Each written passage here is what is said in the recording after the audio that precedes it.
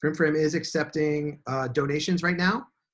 Heather and I aren't taking any money for Frim Fram right now. Frim Fram has no overhead while we're on hiatus. But what we're going to be doing is having that money put aside for the gig workers that we've got that keep Fram running for us or with us when it's going, if they need it. So we're going to be donating to them. The other thing that we're doing is we're kind of putting together a little bit of a slush fund for the folks that You Should Be Dancing. They say they're fine right now. They're paying their staff. But without You Should Be Dancing, which is what's right behind me, without them, there's no Frim Fram. So if there is some need for them to have an emergency fund, we want to have something available for them. We've got some set aside, and like we said, we're doing fine right now. This is not how I make my living. This is not how Heather makes her living. We got day jobs on top of Frim Fram, so we're doing okay. And but we will happily take that donation and give it where it's needed. If it turns out that it's not needed from our staff or You Should Be Dancing, we will donate that to other folks that might need it. Another thing that I'll just mention while we're waiting for folks to trickle in is the Frankie Manning Foundation is also accepting donations for Lindy Hop instructors, musicians, folks that are directly impacted by the shutdown of the Lindy Hop community right now, and they're accepting donations. They've been matching donations, and that's a great space to provide funds to folks that need it directly.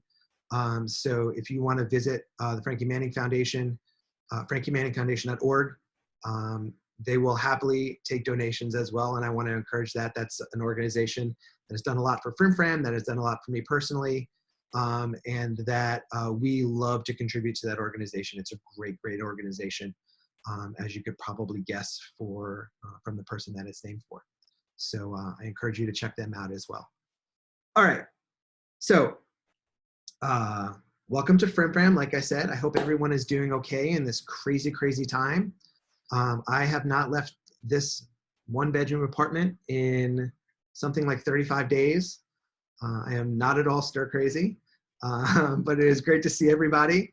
I'm happy to be talking about this. This was something that we were going to do in person before Frim Fram, and obviously the world shut down, and rightly so. We'll do this again in person. I love having a conversation. Zoom's not the best way to have this be a collaboration, but we're going to do the best we can. We've had some really great questions, and this is really intended to be for folks that have all kind of experience, whether you've been DJing for a long time, like I saw Rained was in this list, and I learned from Rained. He should be running this class, not me. If you've been DJing a long time, I saw Shayna's here. She's been, someone that I've loved DJing next to for a really, really long time. If you're just starting, or if you want to start and you just don't know where to start, this is the conversation to have. We're looking forward to talking about it. I want to encourage new DJs. That's something that we love doing at Frim Fram. We have a debut night a couple times a year where we encourage folks that have never DJed at Fram before to come in and try out DJing at Fram and get a feel for the room. So thank you everybody for coming.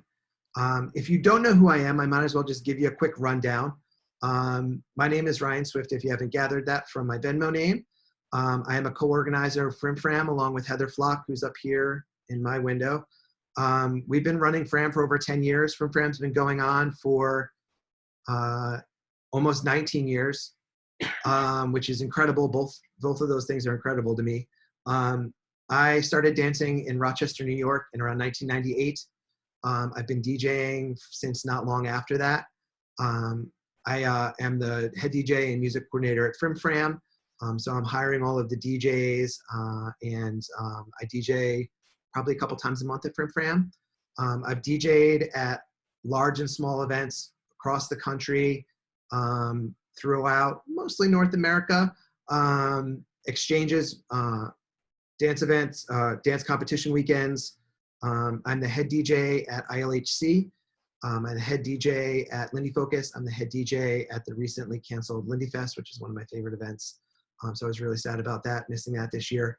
But I've DJed at Frankie 100, Frankie 95, ALHC, NADC, Ultimate Lindy Hop Showdown when I was in Minneapolis, Rhythmic Arts Festival in San Diego when that was going on, Lindy Groove, I DJ'd at Jam Cellar way back in the day. So I've been around. Cowbell had me. Camp Hollywood had me. Those were both the first time in the last year. That was exciting. So I've been around. I've seen a lot. I've been doing this for a long time. I've spent a ridiculous amount of money on swing music over the years. So I'm happy to just help encourage, sharing swing music. And it's one of the favorite things that I get to do, is playing swing music for people that love to swing dance. And I hope everyone shares that feeling. So with that said, that's who I am. Welcome. I will make one last plug. If you want to put some cash in the Frim Fram tip jar, my Venmo name is right down here on my window, I think, or over here. And Heather put a PayPal link. If you want to send us PayPal, just mark it Frim Fram so we know that's where it's going. And we'll make sure that that gets put to good use, as I said earlier. So, okay, where do we begin? Great question. I kind of gathered the questions that have been submitted already. They kind of congealed into a few different topics. So I'll run through them. So we've got kind of stuff for beginner DJs. Where do you start? Finding and organizing music. So I got some things to talk about there. I've got some links that I'll share. What else do we have? Song selections and requests. How do you pick what you're going to play?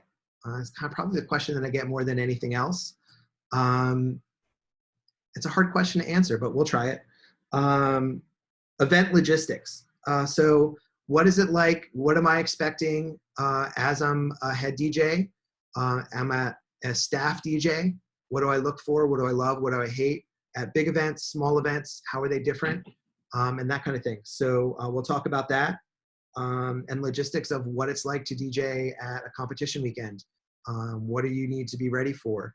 How do you get ready for it? Competitions in general. So we'll talk about that.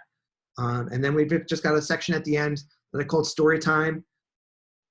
Had a request for some DJ horror stories. I've got some that still just make me cringe. They're usually my screw-ups, but I've learned from them, and then hopefully I can save you from having that same thing.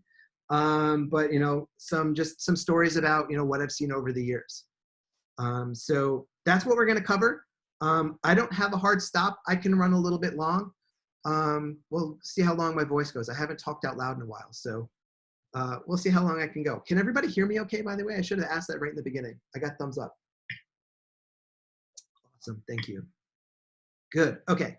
So I'm going to do one thing real quick. I'm going to turn off this Frim Fram behind me. I can't. All I see is a ghost. So you get my apartment wall instead. Hope that's okay with everybody. Okay, so where do we begin? Beginning DJs. Like I said, I saw Rayned here. I see Shayna. Like, you guys should just be doing this.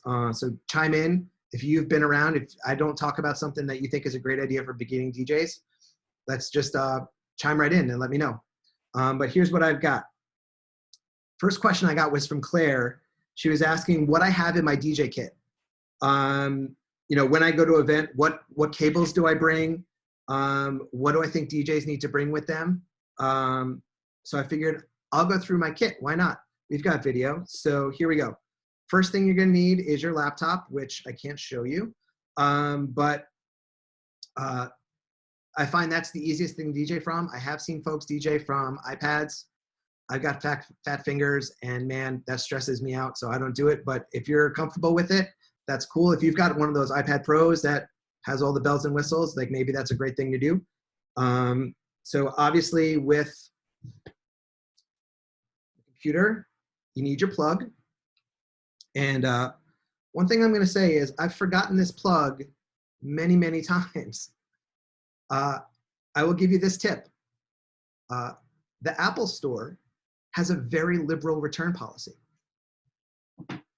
I've been told this by Apple geniuses. So if you forget a plug and you're in Minneapolis and you need it for the weekend and you go to an Apple Store and you buy a plug and you go back home to New York on Monday, you can return it and say, hey, I thought I lost it, but I found it. And they don't ask any questions. They scan it and you get your money back. Just saying. The other thing, by the way, if you've got a new MacBook Pro that's got USB-C, if you buy a power brick, it does not come with a cable. You need to buy that separately. I learned that the hard way. Going to Fram one week, I had to make 2 trips to the Apple store with a broken leg, so that wasn't fun. So that's that. The next thing you're gonna need is a set of headphones, and I don't remember where my headphones are. Do you know where they went? I've got Bose noise canceling headphones. I love them. They're great for the plane. Here they are. Mine are blue. They're great for the plane. They're Bluetooth, which took me a little while to get used to, but it's really handy. The other thing is I will usually, even though they're Bluetooth, if I'm at a big event, I use the cable and plug it in. Takes up less battery, and also you don't have to worry about like an extra sound card thing that's going on. The other thing that I carry with me in my kit is, and I always forget this, so I keep it here now, if you've got flyers for an event coming up, keep it in your kit. That way you don't forget. I always forget my track postcards.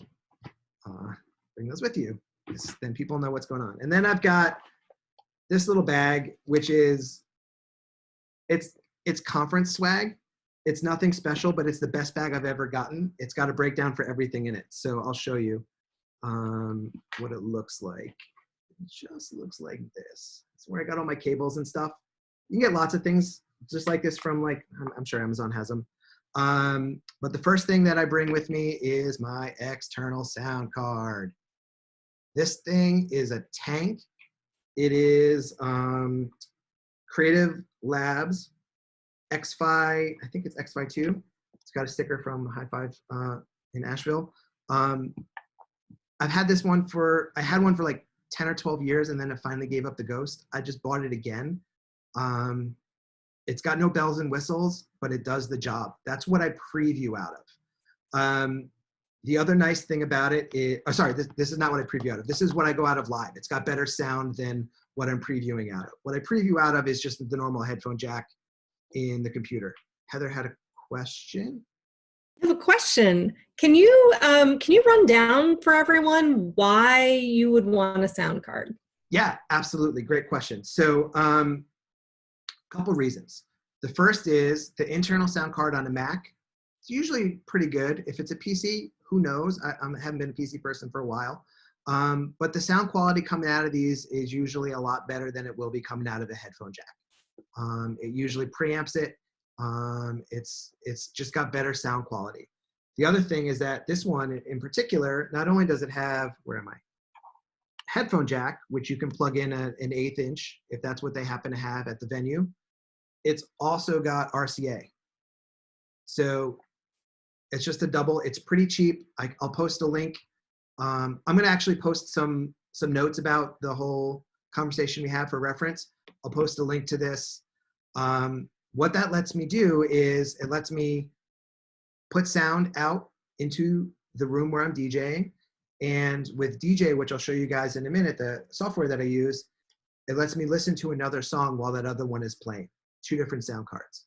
So I have sound going out the main and then sound going out the preview. They're 2 different things at once. And that's why you need a separate sound card with the computer. So that's why I have that job. Okay, what else do I have? Good question. The other thing that I have is just a set of earbuds. Just in case I lose my Bluetooth, my Bose headphones or whatever reason, I keep this stuck in there. And the other thing that I keep in there is this handy iPhone dongle. And I'll talk about that in a minute. I saw a question about AirPod Pros. Never used them. The regular ones don't fit in my ears. I have tiny, tiny ear holes. You know, I'll probably say this a lot when it comes to whatever, but honestly, use what you're comfortable with. Right? Like if you like the Bose headphones, use those. If you like earbuds, use those. If you like AirPods, use those. Whatever you're comfortable with, that's what you should use. And I feel the same way about sound card. I feel the same way about software. I feel the same way about anything. The less you have to worry about when you're DJing from a technical perspective, the easier it's going to be for you to worry about the music and the dance floor. So use whatever you're comfortable with. The other thing that I would say, just as a tip, is maybe don't use something for the first time while you're DJing. Whether it's a new set of headphones or a new program or a new computer or a new sound card or whatever it is, try it out at home. So much can go wrong. And I don't know if you're like me, but if you do, and if you are, and something goes wrong and there's a couple hundred people staring at you standing like this, that's not the best time for me to troubleshoot. So try it out at home first. I think that's just a good rule of thumb. Yes, Travis, that's a great question. Yeah, and Michael, with the AirPod Pros, some folks like to have the sound pass through because it lets them hear the room a little bit better. With the noise canceling headphones, sometimes it's hard for me to really know how loud the room is. And that's actually a great segue to the question that Travis mentioned, which is, how do you know how loud is too loud? And I'll tell you, I have an app on my iPhone. It is called Decibel X. It is free and cheap, and all it does is, if it lets me do this, okay, you can see as I talk louder, it goes up. If you talk quietly, it stays down. It's not pro quality, but the one thing that I would do is I would go out before I'm DJing, take this with me into the middle of the room, hear if it sounds good, if it's too loud, too quiet, and then see what the sound is like in the booth using this. So the booth might be really quiet. The booth might be right underneath the speaker. Sometimes it's hard to gauge. Maybe you're right behind the speaker and all you're hearing is bass. So if you've got it on the floor, you know it sounds good out there. You have this open in the booth when you know it's sounding good. It's a good way to just, instead of having to keep walking out and walking out, just take a peek at this and say, hey, I want to keep it around 90, which is what we do at Frim Fram. In the booth, keep it about 90, and you're good to go. Check it periodically. That's how you do that. Okay, other cables. What do I've got? I've got a couple adapters for my sound card. I also have an iPhone charger in here, but these are the two main ones that I have, and they both go into this. So this is my main jam. It's just 1/8 inch to 1/8 inch. That's all it is. So headphone jack to headphone jack. Most places these days are using headphone jack. They're going to give you a headphone jack coming in. So that's a good thing. So, but if I need to, I take this 1/8 inch female to RCA. And that lets me plug into an RCA if that's on the board. Or if I have a 1/4 inch, which is the big fat jack, I can do that as well. And that gets me, most situations will have me covered with one of those three. I don't have an XLR adapter. I figure if anyone's got sound, it's gotta, chances are they're gonna have one of those three things, or they're gonna tell you ahead of time, hey, we need to do, we need you to be able to output whatever it is. That usually does the job for me. A couple other, is that me? Hold on a second. Wow, I just hit play accidentally. Sorry about that. Don't know how I did that. Other couple things I've got in here, I've just got, because I have a new MacBook Pro. Everything is USB-C, so I've got a USB-C to USB adapter in case you need that. Couple of other chargers and a pen in case you need to write something down. You got announcements, somebody wants to know about a song. Got a pen? Sure I do. It's right here in my bag. And that's pretty much it for cables and gear. There are a couple other things that I take with me when I DJ around, whether it's here in town or elsewhere. It's my iPhone and my iPad. And there's a couple reasons why I do that. One, because I need to be able to get to where I'm going and it's got a map on it. But the other thing that I do is I use, what's it called? iTunes Match. I use iTunes. I'm a Mac person. I know Google has a comparable service. Some other folks have comparable services too. But that basically backs up all of my music in the cloud. So if something happens to my laptop and it just completely craps the bed while I'm DJing, I have it all available here, and I have it all available here on my iPad. I have DJ installed on both, DJay Pro, which is the same thing that I use on my laptop. But honestly, if something is going sideways, I just pull up iTunes and let it rip right from iTunes. The other thing that I do is, yes, it all has it in the cloud, but if you're in a basement and you need to be able to get that music for whatever reason, and you don't have any service, you're SOL. So what I do is I have a couple of go-to set lists downloaded here and on my iPad. I have them available all the time. And they're usually just solid Frim Fram playlists that I've used in the past. Nothing special or spectacular, solid go-tos for a couple of hours.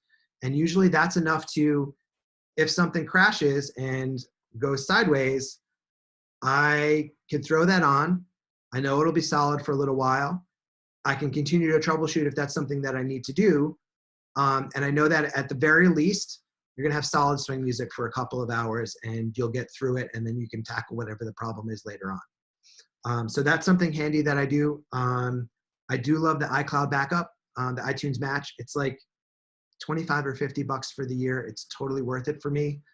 It syncs all my music automatically. It works on my Apple TV, wherever I happen to be.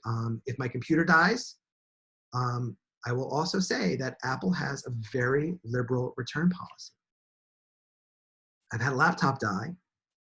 Go buy a replacement laptop at the Apple Store. Install iTunes. Log into iTunes Match. Get all of my stuff there. Includes my playlists and everything else. DJ from it. And then return it on Monday. Totally done it. I don't want to do that ever again. You don't ever want to do it, but in case of emergency, you can do that. So that's what I take with me when I travel. Good questions, good feedback there. Anybody have anything else that they travel with when they go out DJing, whether it's in town or for travel gigs? Other stuff that they bring with them that I didn't mention? Extension cord, good call. Yeah, I actually, I travel with a lot of gear because I usually travel with my podcast stuff and my photo stuff and my DJ stuff, and then like maybe a pair of shoes. But I've got lots of tech bags. But having an extension cord or a power adapter with, like a 3-foot cable, 6-foot cable, you'll definitely be a hero in the airport if you pull that out. Definitely be helpful in the booth. The other thing that I should mention, this is a habit that I'm not in, that I should, is I always travel with just the brick, and that's not always easy to plug into when you've got a power strip. If you've got the other cable that can go with this and it fits in your gear, take it with you. That way you're not fighting for brick space if you're sharing the booth with other DJs. And by the way, in case of emergency, hot tip, I don't drink. If you take this thing off, bottle opener. It works. It works. Just saying. So that's what we got for gear. Stupid little adapter for newer iPhones. Yep, that's what I've got it. I keep it attached to my earbuds in it with a cable because I can't tell you how many of these I've lost because they're tiny.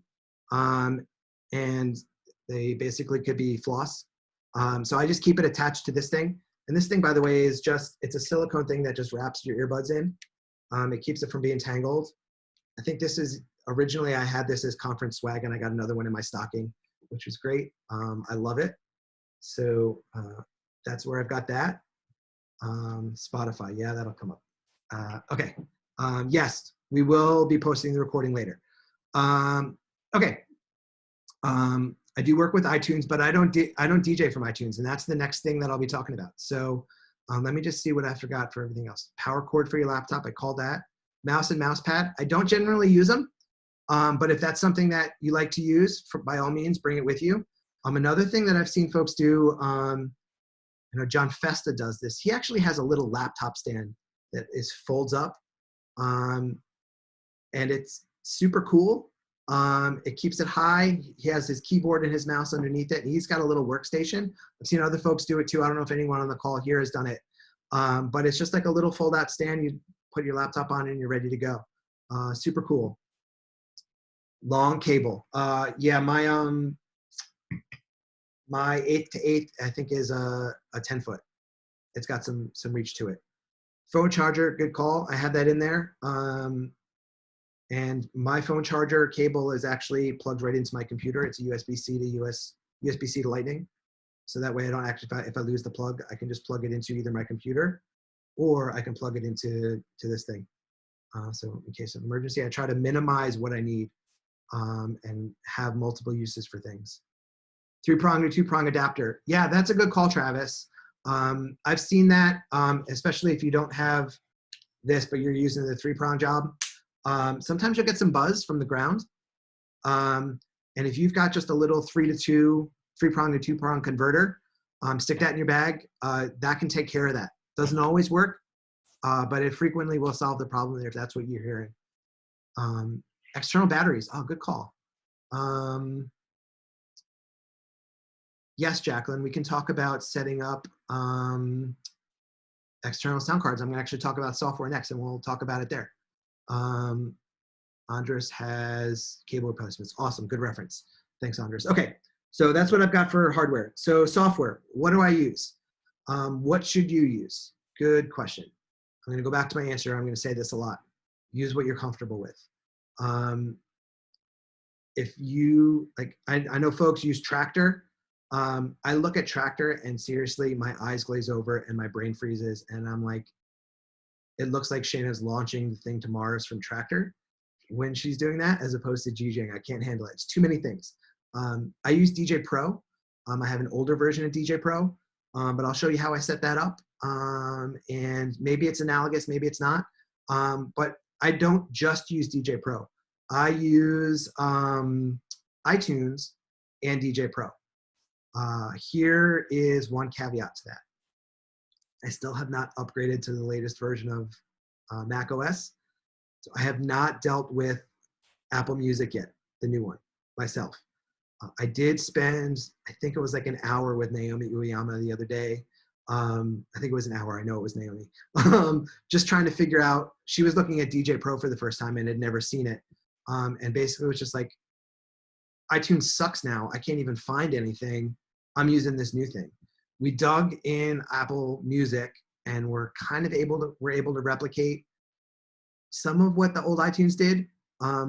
It kind of sucks. iTunes and Winamp. I used to use Winamp and Winamp when I was a Windows person. It was the best. I had a red one and a blue one, and I never messed stuff up there. But what I'm going to do is I'm going to show you how I set up DJ and iTunes, how I use them, and then that'll talk about that'll lead into how I set up my sound card and preview. So what I'm going to do is I'm going to share my screen. Let's see if I can do this seamlessly. First, I'm going to show DJay Pro and share computer sound. Okay. Can everybody see DJay Pro? Can anybody see DJay Pro? Yes, I got a couple thumbs up. Awesome. Okay. So DJay Pro, the thing that I like about DJay Pro is that it's really pretty simple. It lets you go through all of iTunes the way, like all of your set lists are there, they're saved, they're imported. From what I understand, it does work with the new Apple Music as well. But the search function is kind of crappy as far as I'm concerned. It's really hard for me to do that. You know, I actually might need to just share my screen instead. Hold on a second. So you can see both desktop one.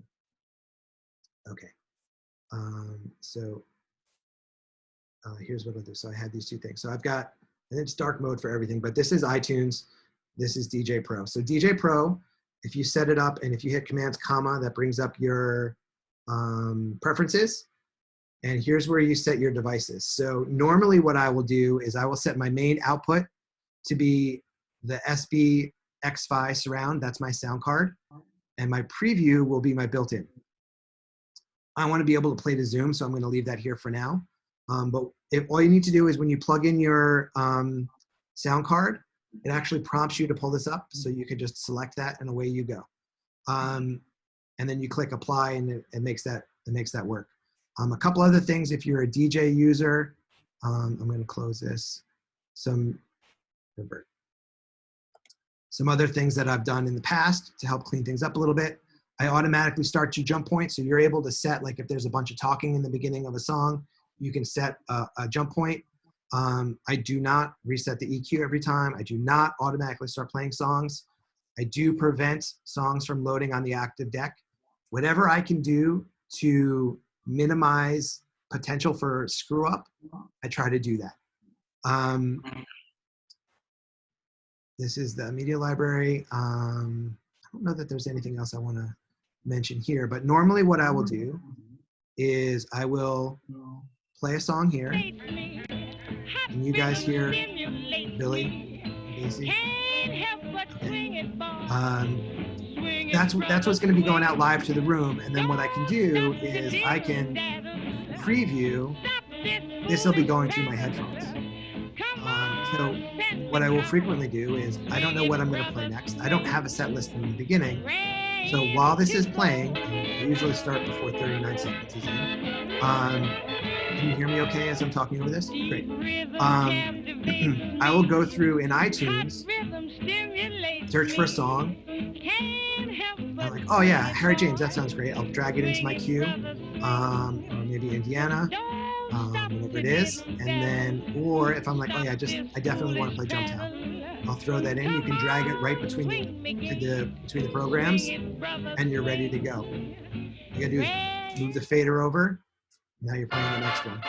And you can start the process over again. You preview however many songs you want. This is a queue. You can drop as many as you want in here. And you'll be able to hear how things are going to sound before you play them for the room. I listen for tempo, I listen for feel, I listen for sound quality, I listen for, is this the right version of the song? I've got lots of different versions of the same song. So that's why previewing is a big thing for me. And also because I don't prepare set lists. I am not very good about making comments on my songs to say, hey, this is great, but it's got a weird thing here, or you should use this for this, or you should use this for that. I listen to my library and I try to make sure that I know my library, but I also want to just double check to make sure that I don't screw something up accidentally. Doesn't mean that it hasn't happened, but that's generally how I do that. So like I said, the search feature that I have in iTunes is much more intuitive to me than the search feature in DJ.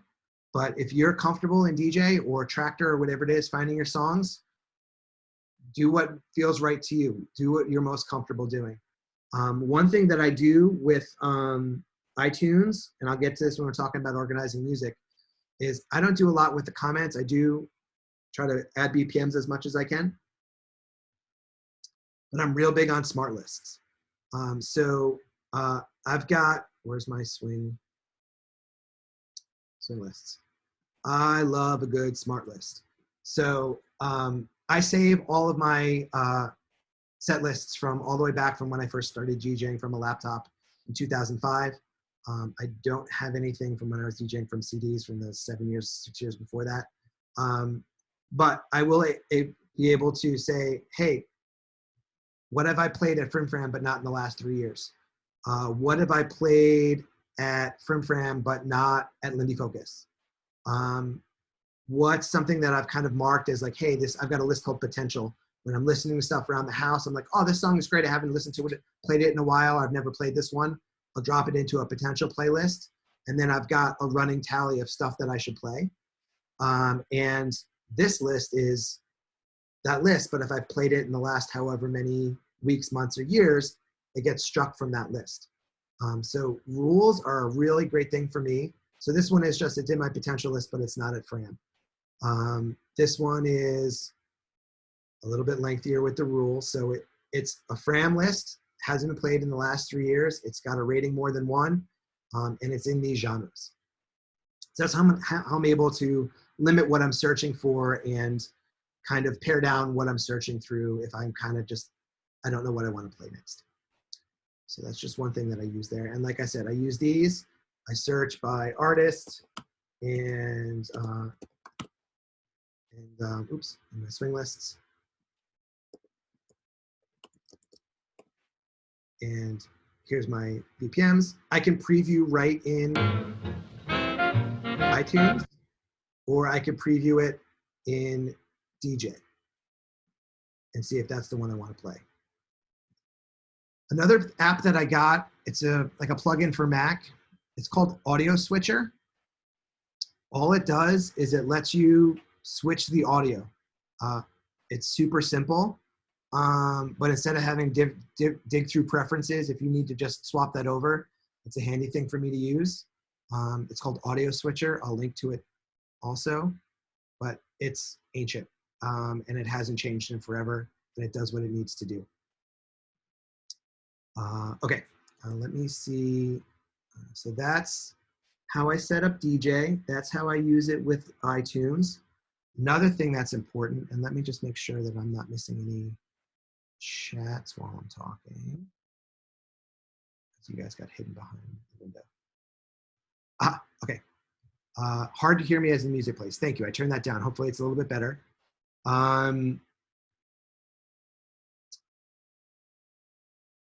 Just going through smart lists, not available in the new Apple Music. I think they are, but I'm not sure. If I play it in DJ, does it affect your smart lists in iTunes? No, it does not. Good question. Another question. Thanks, Michael. Or another point. One thing I don't like about DJ is it does not use the BPMs from iTunes metadata. I don't know why. It pulls the song, title, artist, album artist. It pulls everything, time, except BPMs. It wants to calculate that on its own. I don't know why. It's dumb.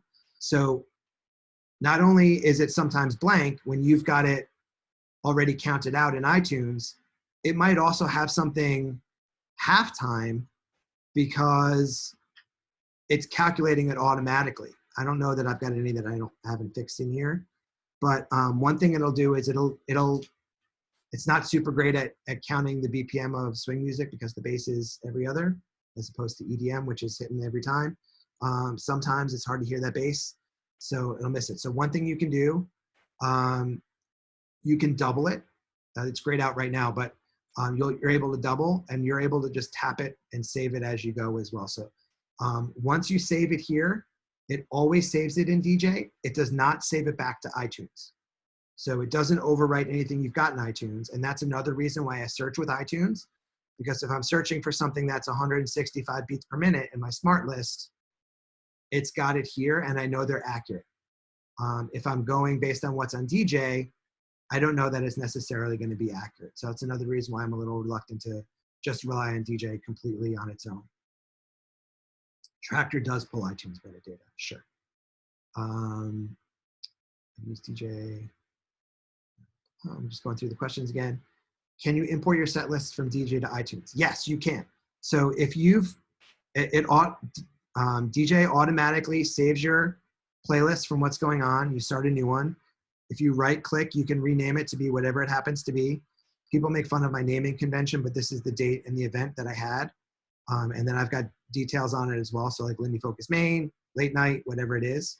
All you need to do is you click export up here and you can export it as a CSV, as an iTunes playlist or Spotify. It does connect to Spotify. I hate Spotify. Don't connect to Spotify. So there you go. Ian, I do have that for some of mine. I do put BPMs in the song title. It's a lot of work for me. And here's another thing. And Eileen, I'll get to your question in a second. There's another tool called Turnover. How many people here have heard of Turnover? Raise your hand. Shayna, I think I might have actually gotten that from you. I used to use another thing called BPM Counter. Turnover is awesome. It plugs right into iTunes. And if you're playing a song in iTunes, you guys hear that? It automatically pops it up here. All you gotta do is tap. counts it out for you. And then if you click save, and then if you click save, it saves it right back into iTunes. Automatically does it. The other thing that it lets you do is skip ahead in iTunes. Lets you control that. It lets you double it, control your volume, everything right from here. So if you got a new CD and you're cranking through, or you bought something, from Bandcamp, and you want to just add your BPMs real quick, it's a really, really easy way to do that. It's called turnover.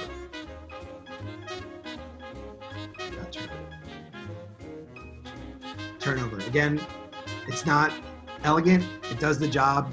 There used to be a thing called BPM Counter that I used that was really kind of similar, but it's a great widget. So there you go. So that's turnover. Okay, Eileen asked a question, and she might be leading the witness a little bit. I think she might know the answer to this question already, but if not, oops, one second, I'm gonna stop sharing so I can see all your lovely faces again. Okay, turnover is a Mac program. Yep, I think there's something similar for Windows, for PC. Eileen asked, does that mean I haven't played a song in the last 3 years at Frim Fram? I haven't repeated a song. For the most part, that's true. Believe it or not, one of the things I have this further down is, how do you find new music? How do you keep fresh? For me, DJing at Frim Fram twice a month, Frim Fram's my test kitchen, especially the last shift in the night when it gets a little thin. If there's a song that I've got, I'm like, I don't know how this is going to play, or I got this new album. I want to hear how it goes over on the floor. I do that at Fram. I don't do that for every song at Fram. I make sure that I've got a banging hit coming up right after it in case it goes wrong. But Frim Fram is where I test things. So one way I encourage myself to play new things all the time at Frim Fram is I have that smart list set up where I don't see in my selection anything I've played in the last 3 years. Now, that doesn't mean that I can't say, like, you know what, I really just want to hear 1 O'Clock Jump by the Metronome All-Stars again tonight. I want to do it. I can go grab it and drop it just like I normally can, but it's not at the top of my list. And the reason I do that is it's really tempting for me to just play my favorite songs all the time, and I will get in a rut.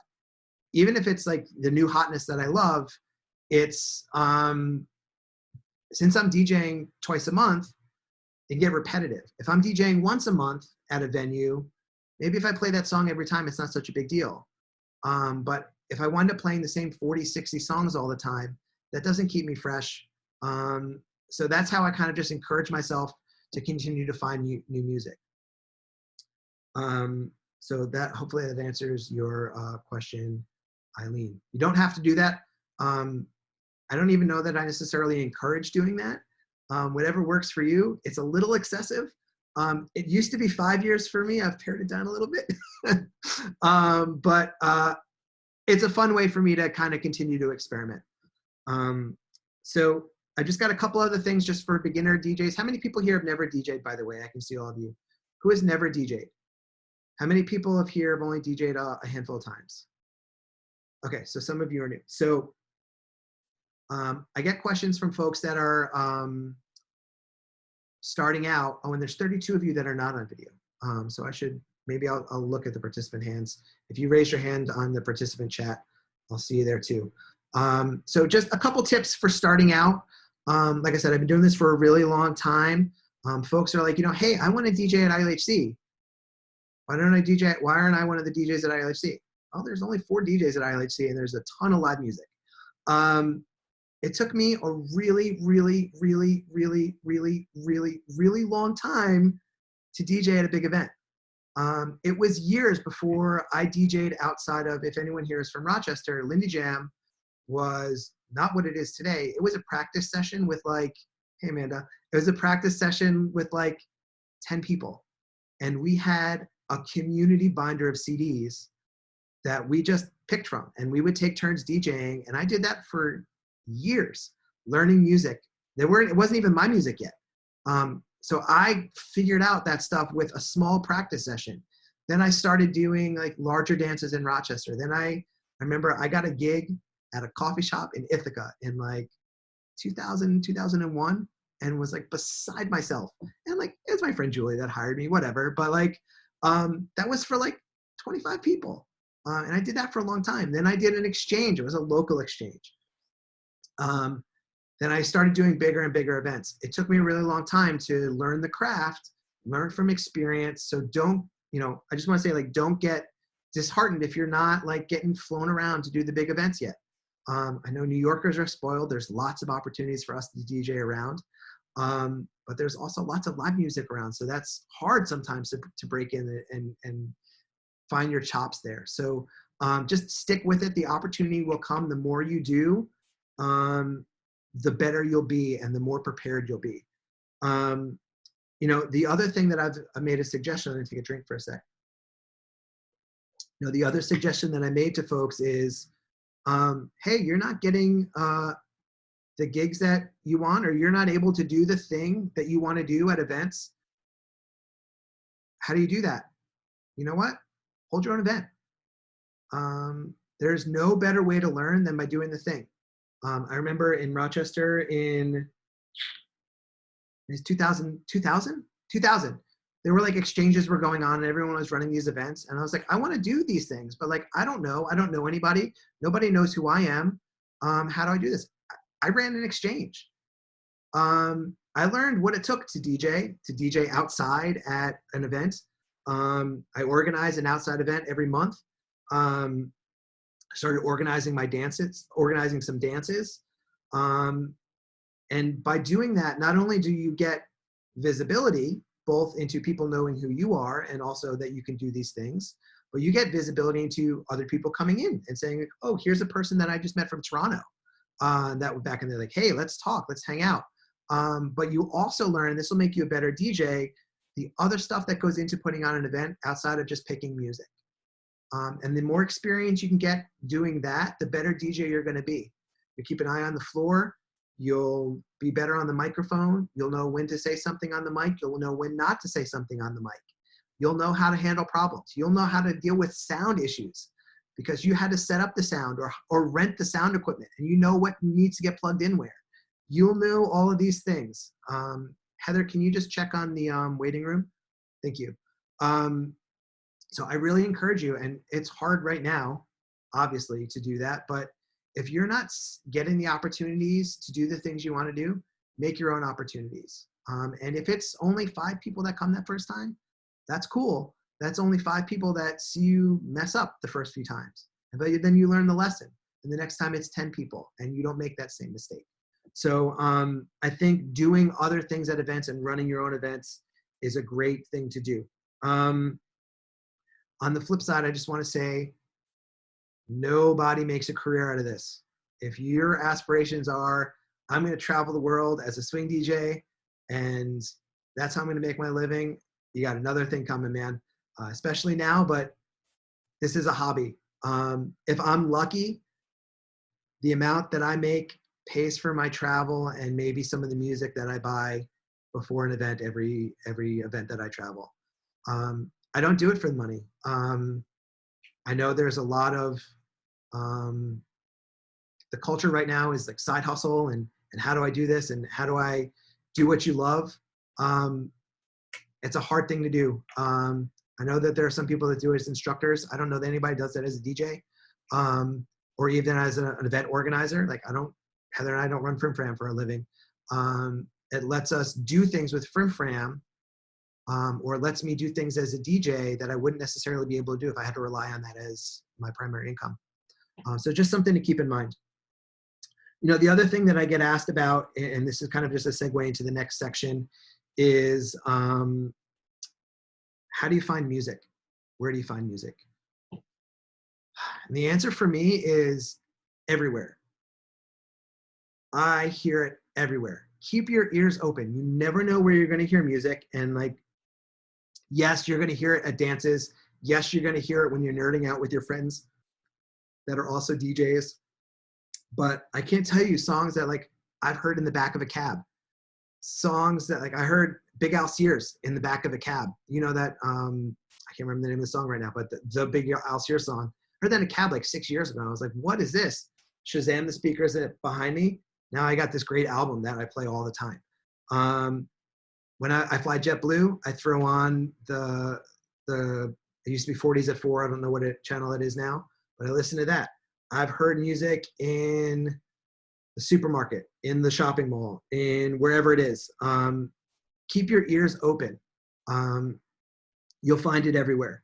Another question that I got is, another thing is, if you're taking classes, listen to what instructors are playing. If you're at an event, poke your head in and listen. I stole a ton of music from Sky. He's got good taste. I'll grab that from him.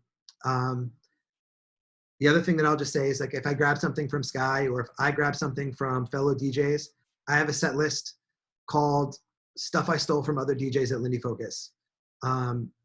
It's an awesome list of stuff that I've just grabbed. If you get a song from somebody and you love that song and somebody asks you about that song, say like, hey, I got this from Shayna. Hey, I got this from Amanda. You know, like, they turned me on to this. That's a great way to just kind of pay it forward and encourage folks to reach out, and it makes it fun when people say like, hey, I heard you got this song, somebody got this song from you. It really is an encouraging thing. So give them credit if you can. I know some folks actually put in the comments in iTunes like, hey, I got this song from Andres, like whoever it is. A couple good questions. So one of the questions that I got from Amanda actually was, how do you find old music how do you know the music is good, basically? How do you know that it's going to be good to play? I'll tell you, it's a lot easier now than it used to be to not have to buy a $15 album for one song. We did it. We've done it. That'll happen. I think two things happen there. A, you find 11 other songs that sometime maybe a year or two from now you wind up loving and you would have never had. Or B, you just supported somebody by giving them $12 for a song. But if you do that and you get a bunch of plays out of that song, $12 might be worth it. But in today's world, with Spotify, with iTunes, with eMusic, with whatever it is, you can hear it ahead of time. You can preview it. You know what's worth spending the money on or not spending the money on.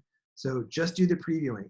If you're crate digging, like I just did in Rochester when I was out there for the reunion in the beginning of the year, February, or the end of the year, whenever it was, last year.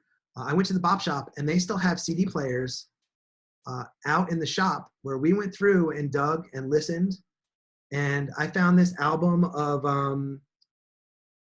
The Very Best of Lucky Melander. And I was like, oh, The Very Best of Lucky Melander. It's going to be the same 12 songs that I always hear. Nope. It's 24 songs that I'd never heard before by Lucky Melander, and it's killer. Just dug around finding it, and I was like, I heard 2 or 3 songs, and I was like, this is worth it. I'm just going to buy it for the $3 or $4 or whatever it was. Keep digging. Just keep digging through. There's ways to find it. So, like I said, if you can afford it, buy the whole album anyway. There are good songs that are awesome to listen to that I would never even consider DJing, and I don't care. It's great music. I love listening to it. And you might hear a sax solo on that, or you might hear a piano solo on some 12-minute long thing you're never going to play that's 300 beats per minute, but you're like, oh man, it's got this sax player on it. I want to check that out. And you find them on something else. So I would encourage you to just, if there's the whole album there, maybe try it out. Okay. Let me just go through the questions real quick.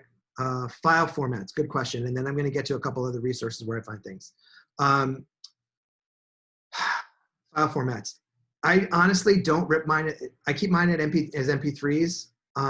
It might be 320. I don't even know that it's that high. The music I'm listening to, for the most part, is recorded 90 years ago, 80 years ago. It's crappy. It's mono. They had one mic. If you're recording, if you have it, it's like some FLAC file that's like huge, huge, huge. Do you think someone that is going to hear that at Frim Fram coming out of the 4 speakers on the ceiling? No one's going to know the difference. You can't hear. You're not going to be able to hear the difference. So, I mean, hard drive space is not the issue that it used to be. If you want to rip it higher, rip it higher. I don't.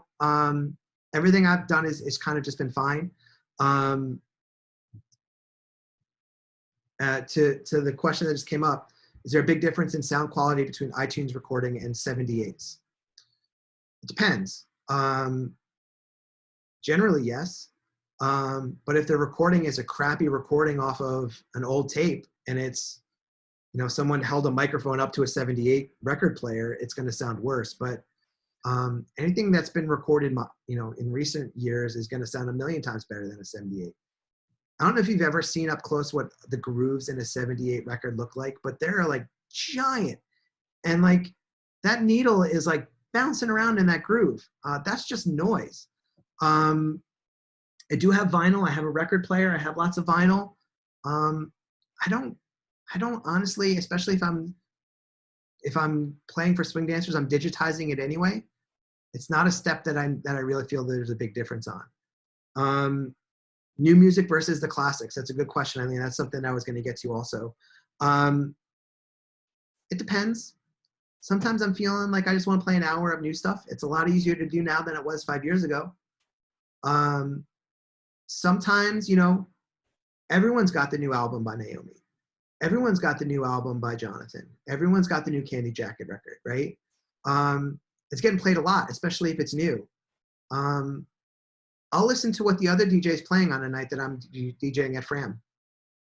And I'll say, if they're trending more modern stuff, maybe I'll play more classic stuff. Maybe I'll flip it. I like to compliment the DJs that I'm DJing alongside or the band that I'm DJing alongside, as opposed to just being more of the same. And, depending on who's DJing at Fram, we have 2 DJs at Fram, if you didn't know. We alternate hours. Depending on what they play, I might play an entirely different set than I was thinking about going in. I really play it by ear. And I'm able to do that because I listen to my music and I know my collection. I'm not real good at, commenting, like I said. I don't prep my set lists ahead of time. I think that's a trap.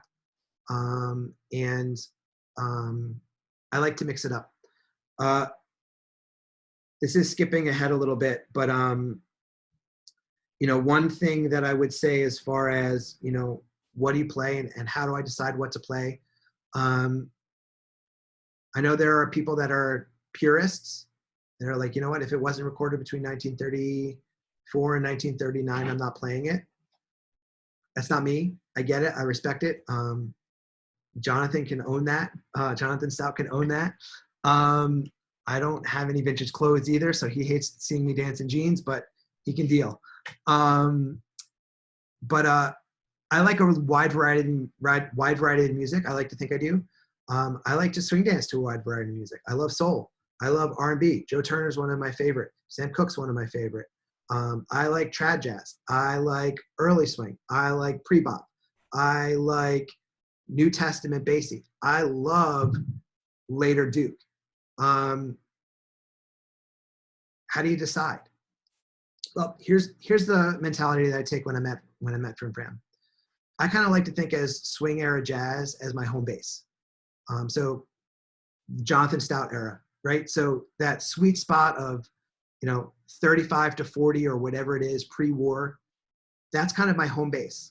And then what I'll do is if I feel like a little bit of Joe Turner or New Testament bassy or Wynoni Harris or some trad jazz or modern trad or modern bands, I'll kind of go on a little journey, see how it goes with a few songs, but I try to bring it back so it's not all of the same of that. And I kind of think about that in 2 ways, and the reason why I do that is kind of twofold. A, if what I'm playing is primarily swing era jazz, if someone complains about the kind of music that I'm playing at a swing dance is that it's too much swing music, I've had that complaint. I don't know what to tell them other than, hey, I know a great 50s night that you can go to, or I know a great soul night that you could go to, or something else, right? It's a swing dance. But the other thing is that there are people out on the floor have a wide variety of tastes. So if I dabble a little bit here, dabble a little bit there, and bring it back to what I feel is like home, you can't make everybody happy all of the time. But if you make most of the people happy most of the time, I think you've won, right? So if you get, someone just really is feeling like they're on a Gene Harris thing and they want to hear some, 3 sounds, I'll throw that in there. Why not? If it feels right to me, I'll put that in, but I'm not going to play that all night because lots of folks are probably going to have a problem with that on either side of the spectrum.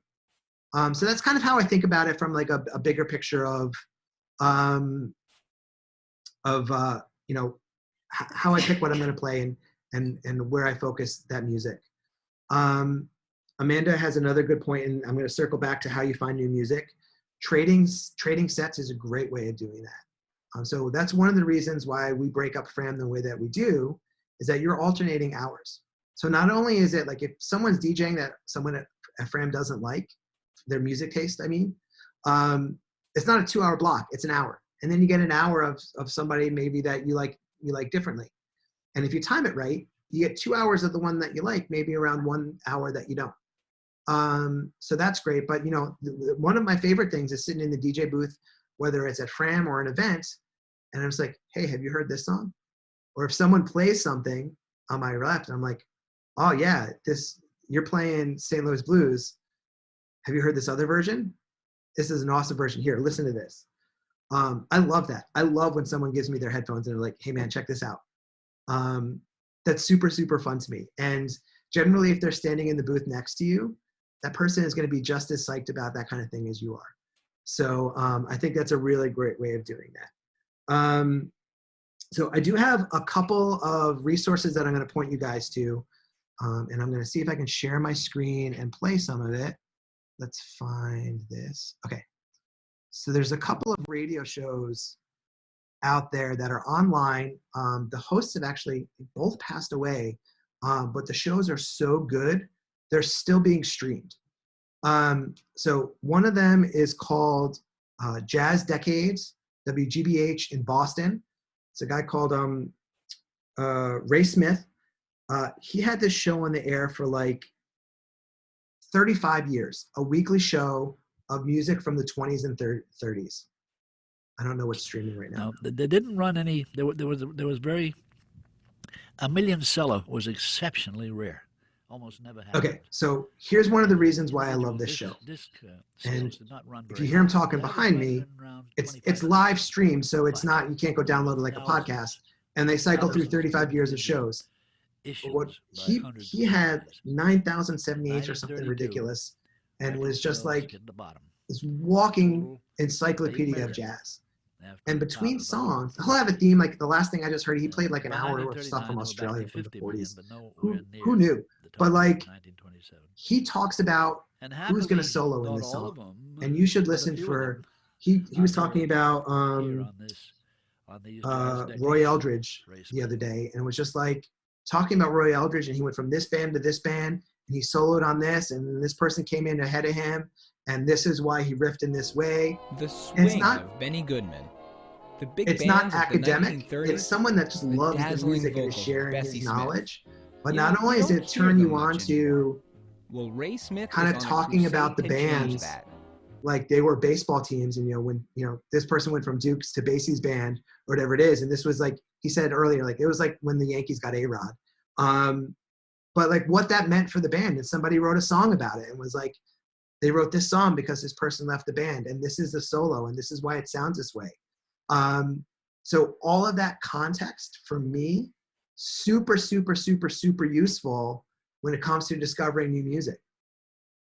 Jazz Decades on WGBH. It's Ray Smith. I'll put it in the notes that I post. Has anyone heard that before? Has anyone seen Jazz Decades? Anyone heard it?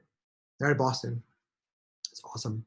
I like it separate. Like I like my own, but somebody don't know who it is. Heather can mute somebody that's talking. There's actually, if you want to unmute me, Brady. Hey Brady. Sorry. Cool. So the other resource that I love listening to, and Jim Cullum's passed away, but Riverwalk Jazz is a weekly radio show. I think it was on NPR. They have 2 shows that are up at any given time, streaming. You can some of it is on the trad side, but he would have his band in San Antonio, Riverwalk Jazz Band, play this stuff as he talked about it. So he would give an introduction about Joe Oliver or Cole Porter or whoever it is, and he would have the band play the songs. And it's a modern band playing. And they would have a history lesson around it, and he would talk about, what went on, and they have links to who was there. And the other thing that was amazing about this show, Bucky Pizzarelli just passed away. He was a frequent guest on this band. But he was doing this for years and years and years. Guys like Sweets Edison, Lionel Hampton, playing with the band. And he's got other things on the website. Also, I don't know if it's on this one in particular, but they've got all the essays and stuff. They've got kind of bonus material. They have Joe Williams, Teddy Wilson, Jay McShann telling oral histories to Jim McCollum about, Jay McShann was talking about like leading a band in Kansas City. Amazing context. And they're talking about sidemen that you might not necessarily get, especially if you don't have liner notes these days, if you're buying stuff digitally. Really great. Awesome to have either one of these on in the background while you're working at home. Made for radio, high quality audio. Really great references. So this one, like I said, Jim Cullum, Riverwalk Jazz. The other one was Jazz Decades with Ray Smith. I'll post links to them when I sum everything up here. So those are just a couple of resources that I love listening to. Both guys are amazing hosts. It's, obviously through a lens of their tastes, but I think they have good taste. So I think that works. And I guess I will say, lastly, when it comes to finding new music, find Spotify. It's there. You can use it. Listen to it. But for me, Spotify is a reference. It's not a tool for DJing. I really want to encourage folks to buy the music that they DJ, especially if it's modern musicians that are still around getting that money. But sometimes it's estates. Sometimes it's people that have spent the time remastering songs or writing liner notes or putting together things that you don't even know because it's on Spotify. They don't pay people well, Spotify.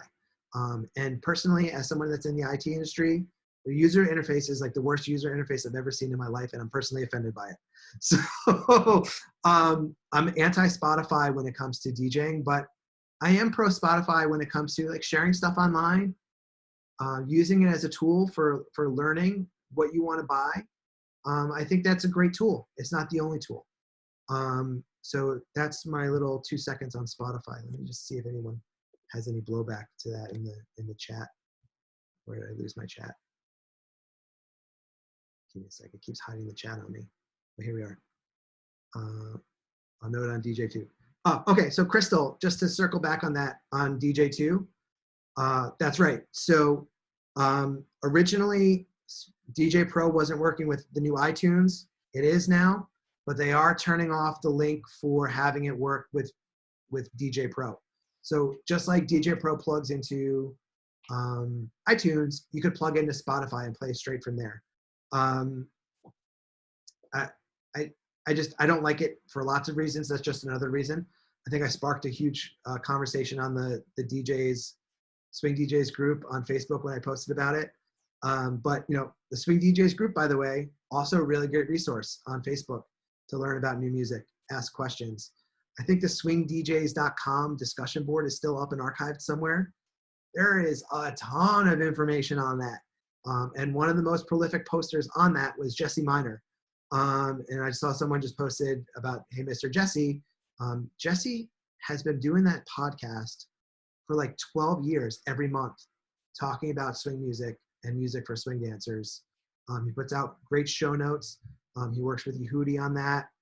He's been chugging along. Jesse, just like Rayned, or like some of the first DJs I ever looked up to. So much information. Really great resources. There's a million resources out there. I think, personally, Jody, I don't disagree with you. I love hearing the stuff that folks recommend, and I love hearing those podcasts and stuff like that, but I do love finding stuff on my own. There's a thrill of discovery there. I can't deny that. So I think there's a little bit of both. Okay. One other thing, and then I'll just make sure I scroll back through the questions to see if there's anything that I missed. Let me just go through real quick. Turn over. How do I be polite about when people are rude? I'll talk about that during my horror stories. Requests, I'll talk about that in a second. Yeah, lots of great resources there. Do I contrast the bands? I think I touched on that already, but I don't want to play the same thing. You'll hear one of these great things in my horror stories when I get to them.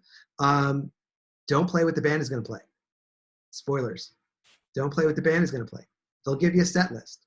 I suggest you read it. I'll get to more later. Liner notes are great. Reason to buy vinyl. Oh, I do have a couple other resources. Let me go back and share a couple other things real quick. So in addition to Riverwalk Jazz, there's another blog that I love. It's called Jazz Profiles. It's just a really smart blog about jazz, and they have a ton of really great resources on there. This one just happens to be about Basie and Lester Young. It's super long. It's super informative. And you know, one of the things I learned on this, I can't remember when it was. Maybe I knew it beforehand, but I didn't know that the riff from Swingin' the Blues was not Count Basie's thing. I didn't know the riff from, I think it's in here. Where is it?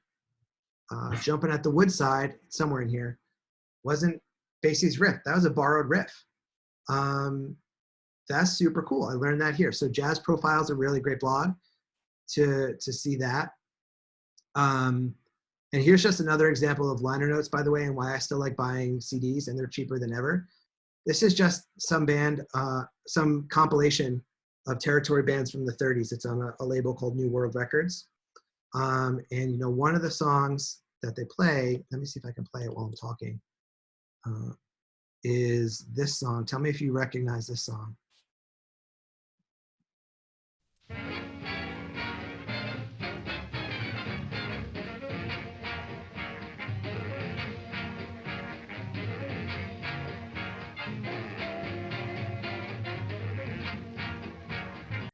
Who knows that song?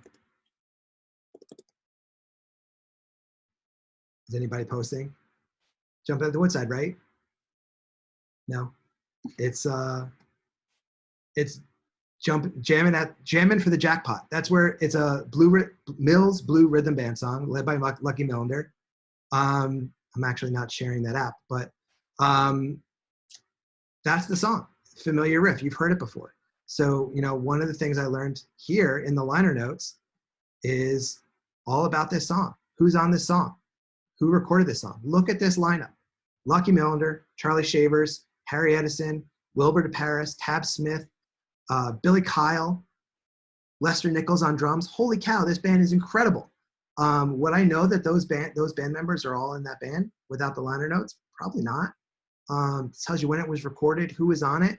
It gives you some history around it, how these folks later joined up with Duke and Cab, what happened with Lucky Millender. If you've never heard of Lucky Millender before, there's a whole thing, a whole world of Lucky Millender for you to learn, right?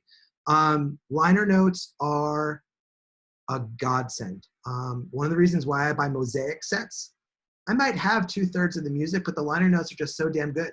I'm gonna buy it anyway. So they're not always this verbose and detailed, but there's a lot of really good stuff in liner notes. So like I said, used CDs are super cheap right now. Liner notes are an essential resource. Maybe you get some music and get some liner notes and you have a CD of music on the side. So I would just check that out. The Teddy Wilson one is amazing. Okay, so that's Jammin for the Jackpot. That's this. Okay, so one other thing that I wanted to just touch on about picking songs. Claire asked if I have a do not playlist.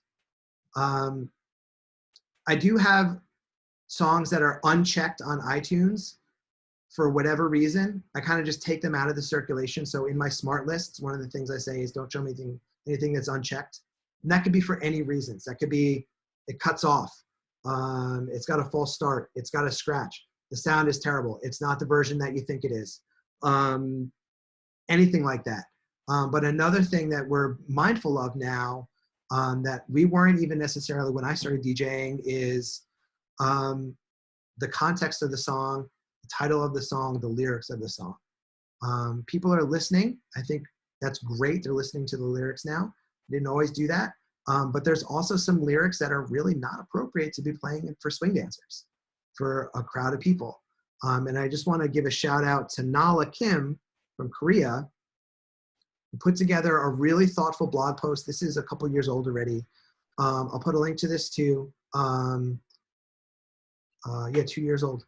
And he's coming at it as someone that's not a native English speaker, who's not an American, saying like, hey, I want to think about these songs before I play them.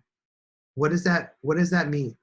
So he put together this list that people are continuing to contribute to. That's just a spreadsheet of like, hey, think twice about playing this song before you play it. This is why. And there's some really great context in here. This is completely crowdsourced. If you see something on here that isn't, or don't see something on here that you think should be reconsidered, this is a really useful resource done in a really thoughtful way of helping folks understand the context of some songs. I've been guilty of it, playing a song that like has got some slang in it that I wasn't familiar with from the 30s or 40s. I've had people come up to me and say like, hey, do you know what this is about? And you know, sometimes I'll be ignorant about it. Use it as a learning experience. Mark that somewhere. Someone said they put it in the comments. But keep learning and be respectful if you can, is just, you know, what I would say about, you know, songs that are like on the taboo list. When it comes to Frim Fram, I don't have a list that people can and can't play from. But if they play something that they shouldn't play, I'm going to let them know. And if they continue to do that, I'm going to let them know. But I trust in the DJs that I hire that they've done the work and are already being responsible. We all make mistakes. Hopefully it's not intentional and we can learn from it and people are receptive to when they hear that kind of thing, you know, hear that kind of feedback. But that's kind of where I am with, you know, do not play. I also do not play Banana Phone.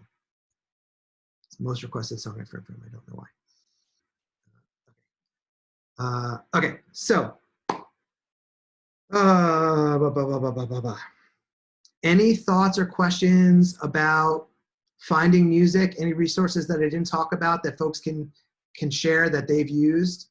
I think I've touched on a lot, but like I said, there's new music everywhere for everybody, and not everybody's heard the same stuff. Like I said, the very best of Lucky Millender, I hadn't heard 20 of the 24 songs that were on there. So, and you know, I got a lot of Lucky Millenders. So Jazz Online is good. Syncopated Times is good. There's a lot of really great resources out there. Let's see what else. Mr. Jobs hurt the art of liner notes. You know what? I've gotten some really great PDFs with my Apple Music purchases. It's out there. Yeah. Okay. Jazz Treasury Podcast. Yeah, that's another good one. Bandcamp is great for modern bands. I actually get notified when someone buys something from an artist that I've bought from Bandcamp. That's cool. I love that. And they get a good percentage of that money. So definitely check that out. And I think if you like this, you'll like that feature is pretty good. I don't know exactly what it looks like. I don't remember off the top of my head, but I think it's pretty useful. Like if you buy the new Gordon record, Gordon Howe's record, which is live at Focus, it's going to have some decent recommendations for you about other things you might like. That's really good also, by the way. It was really good in person, and it's really good as a record. Okay, how are we doing on time? We're running a little long. Are folks okay with hanging out a little bit later, maybe an extra half an hour? Cool, I'll keep going. I saw a thumbs up. I didn't see any thumbs down. So you can just drop, we'll record it and you come back later. Okay, cool. All right, let's nerd out a little bit. Amanda asked me for 2 songs I can't get enough of right now. Okay, challenge accepted. Let's do this. I'm gonna pull up iTunes. I got a couple. Okay, so speaking of modern bands, Naomi and the Handsome Devils. Can you guys see iTunes, by the way? You see what I've got there? Okay. I'm gonna take full credit for this. I've been obsessed with this song for 2.5 years. I had never heard the Bob Wells version, but Jake in Naomi's band had heard it, and they did a version of Boot Heel Drag at Uptown Swingout 2 years ago. And I have been obsessed with that song ever since I first heard it. And when they were soliciting requests for the live album recording this past August, Naomi was like, you know, what should we play? And everybody had some really great recommendations, and a bunch of them were on the record. And I was like, I hate you if you don't play Boot Heel Drag. Like, you got to play it. And she was like, oh, we weren't thinking about it, but maybe we'll sneak it in. I don't know. Then we were there. I DJ at Uptown Swingout. And I was like, Boot Heel Drag, right? And she's like, we'll see. And then they recorded it. And I was talking with Naomi, and she was like, I don't know if it's going to make the album. And I was like, dude, it's so good. It's so good. And it's on the album, and it's awesome. And I'm so glad that it's on the album. So I'm going to play Boot Heel Drag real quick for you guys. I'm not going to play the whole thing. We don't have time for it. I'm just going to play the beginning of it. It is killer. I love it.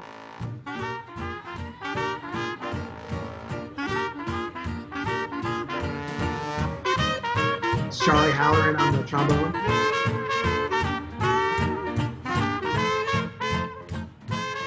Gordon Allen trumpet, speaking of Gordon. It's Charlie.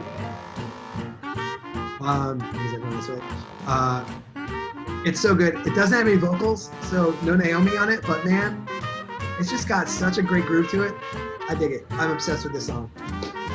I was DJing at Fram. I had the late shift, and the album was released at midnight, and I played this at 12:01. And it went over like gangbusters. So check that out. And if you want to just hear for a reference, I also love Western Swing, by the way. Bob Wills, Billy Jack Wills, his brother, is even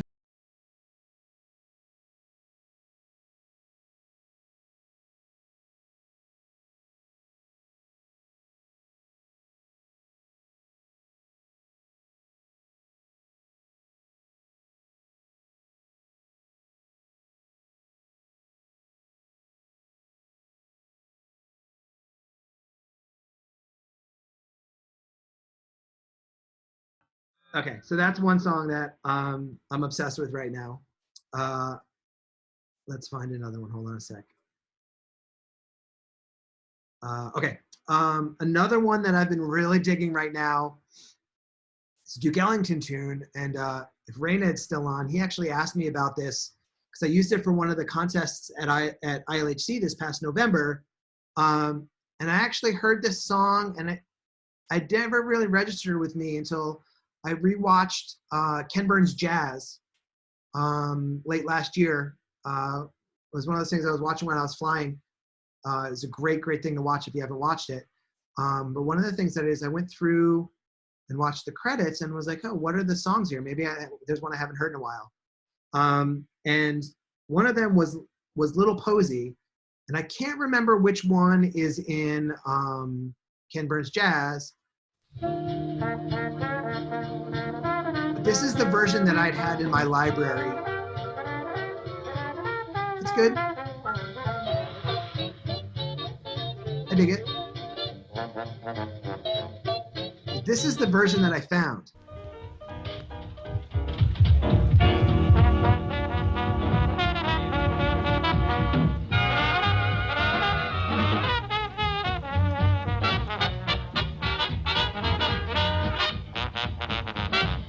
Faster, drums are driving, loving it.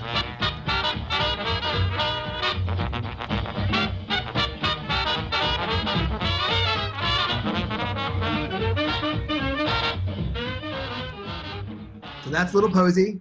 That is from a live performance. Yep, the album is called Stereo Reflections in Ellington. It's all radio broadcasts between 1932 and then 40 and 42. It's a weird off-label record. It's really good. Yeah. So that's Little Posey. And Andres had a great point. Ken Bird's Jazz is free with Amazon Prime right now.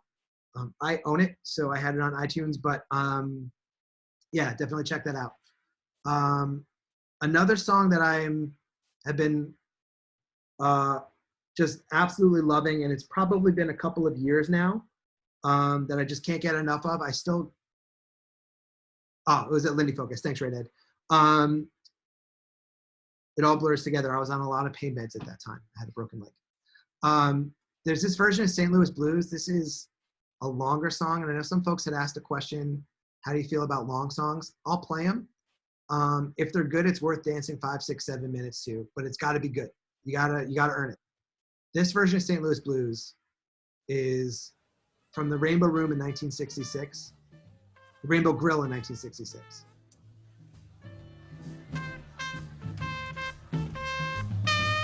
Has anyone heard this version? I know Shana has because I've played it for like 10 times. Anyone else heard this version? Okay, so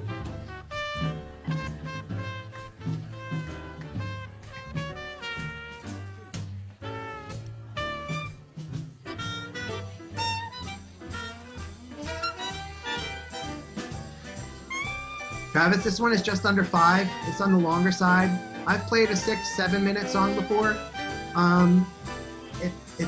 It's not going to be, you're not going to play Barn Burner unless you're doing a jam circle. But if it's in the groove and people can feel it, I'll play it. So the part about this song, which kind of defeats the purpose when you have to fast forward it because it's long, but you get to like the 3 minute mark and you're like, oh, that was good, but it's not even good yet.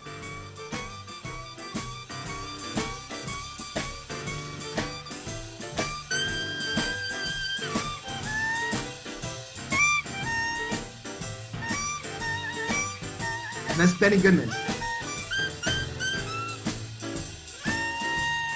Hasn't even gotten good yet.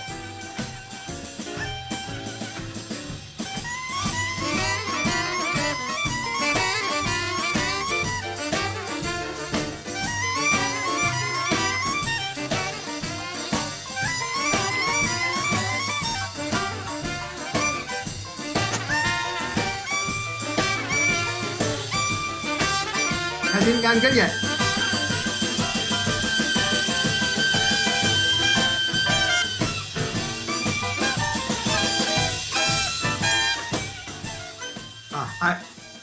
I don't get tired of that song. I don't get tired of that song. I love that. It's St. Louis Blues, Benny Goodman with Zoot Sims, Yale University Archives, Rainbow 1966. There's some other really, really great stuff on that record. So check that out. In the interest of time, I'm not going to play some things, but I'll tell you that I've been on a Sonny Dunham kick. I have been on an Erskine Hawkins kick lately. And I have been digging and digging. I found some really great live stuff from Sonny Dunham.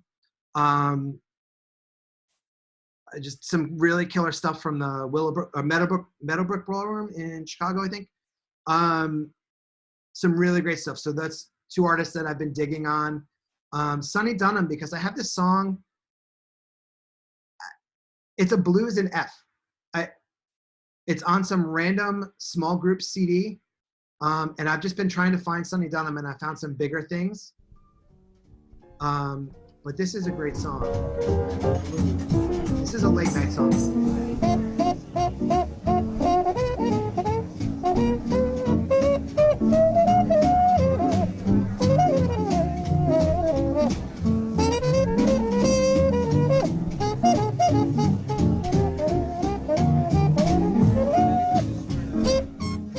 Talk over this. Can you guys hear me? So, some folks asked, how do I pick what to play? And how do I know if it's okay to play older music, sound quality?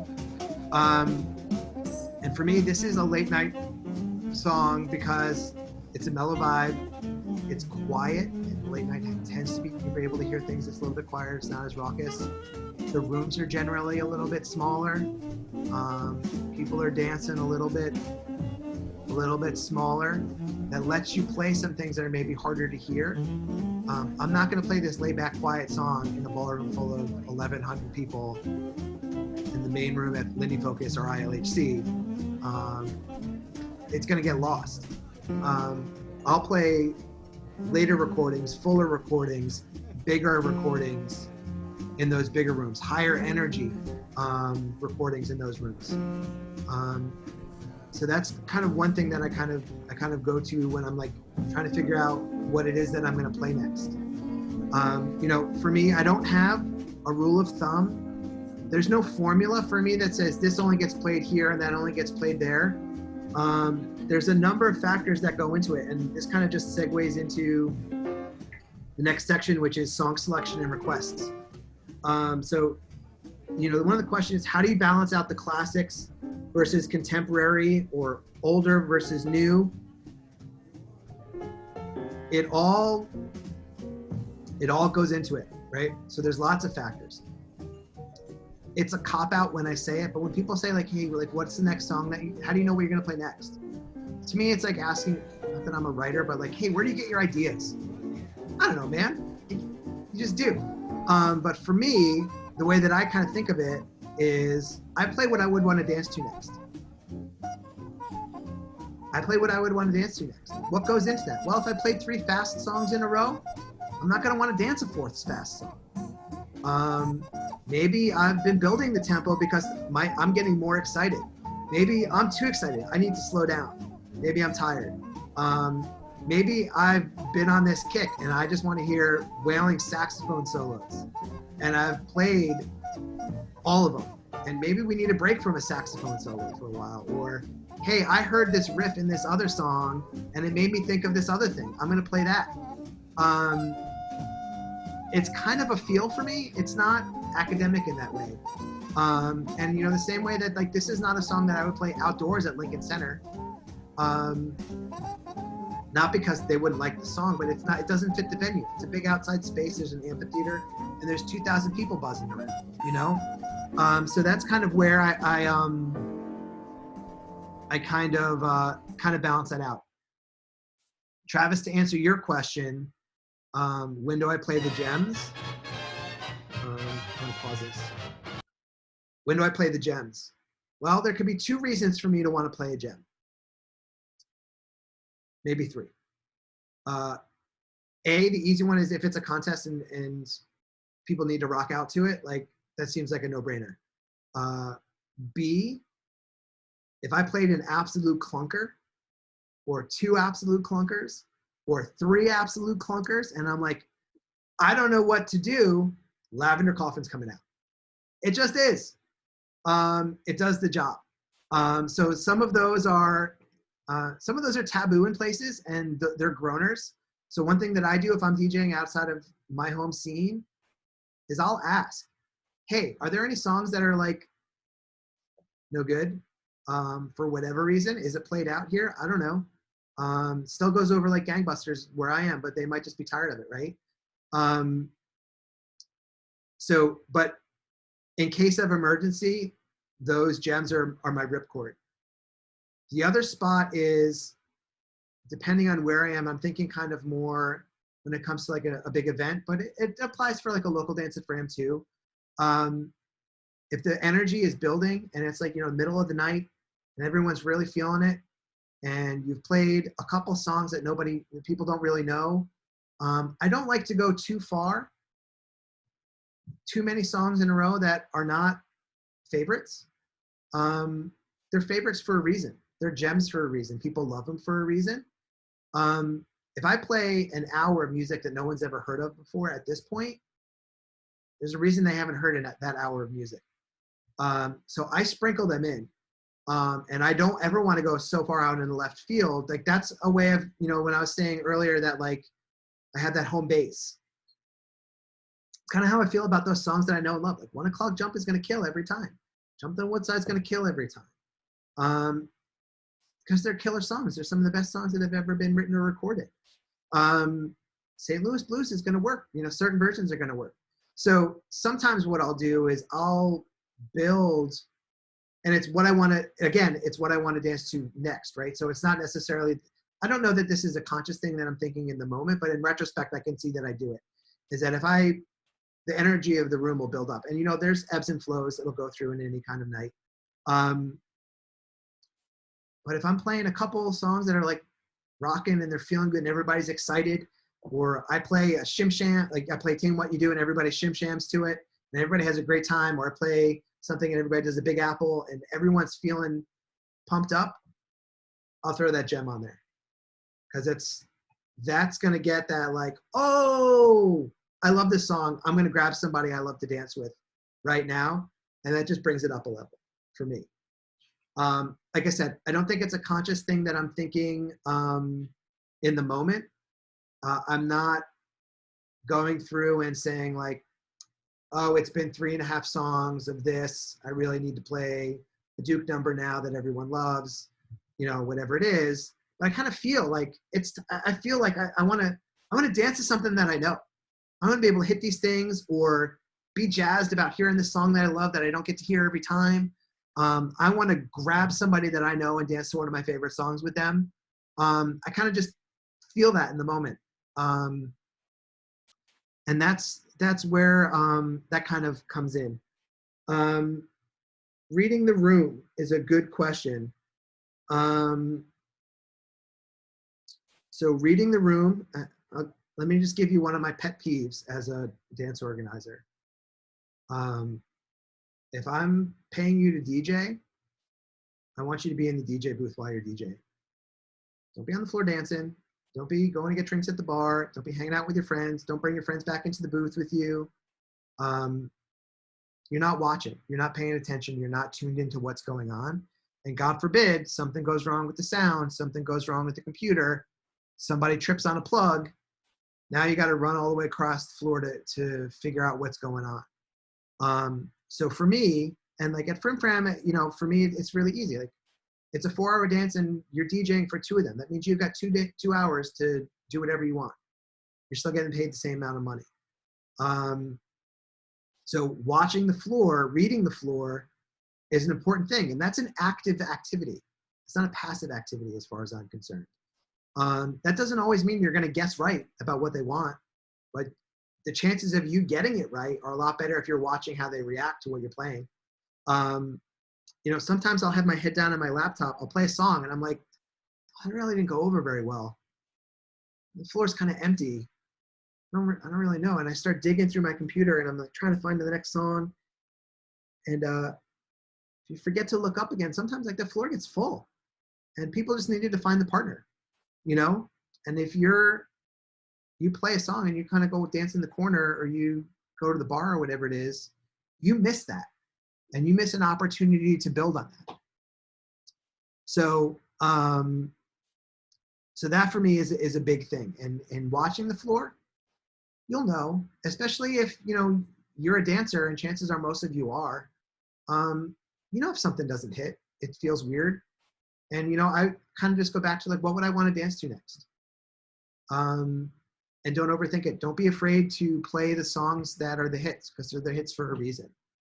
You know, when you're DJing at a small event that's got a lot of newbies, I would say play stuff that's accessible.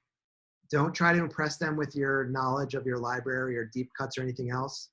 Don't play alternative takes. Don't play other versions. Don't play weird versions of stuff. Like play stuff that they might know. You know what?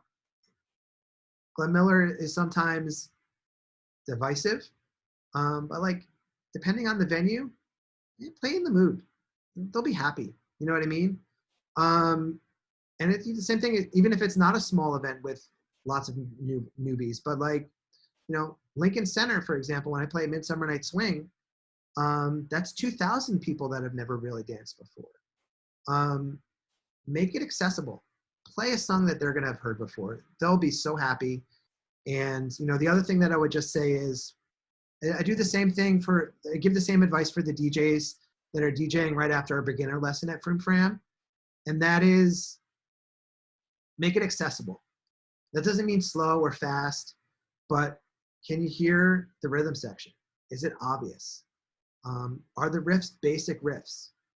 Or is it complicated noodly stuff. Complicated noodly stuff is fun, but if you're a beginner, man, you just need a rhythm section and a riff, something to latch onto, something to grab onto.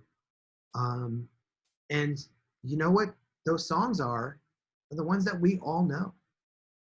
We know all those songs already because those are the ones we learned dancing to and we hear time and time again because they're the good songs, you know? So don't be afraid to play the hits. If somebody comes into Frim Fram that's never DJed at Frim Fram before and they play 2 hours of killer music that I've heard 1,000 times before, but they play it in an order that the room responds to, I'm hiring them back.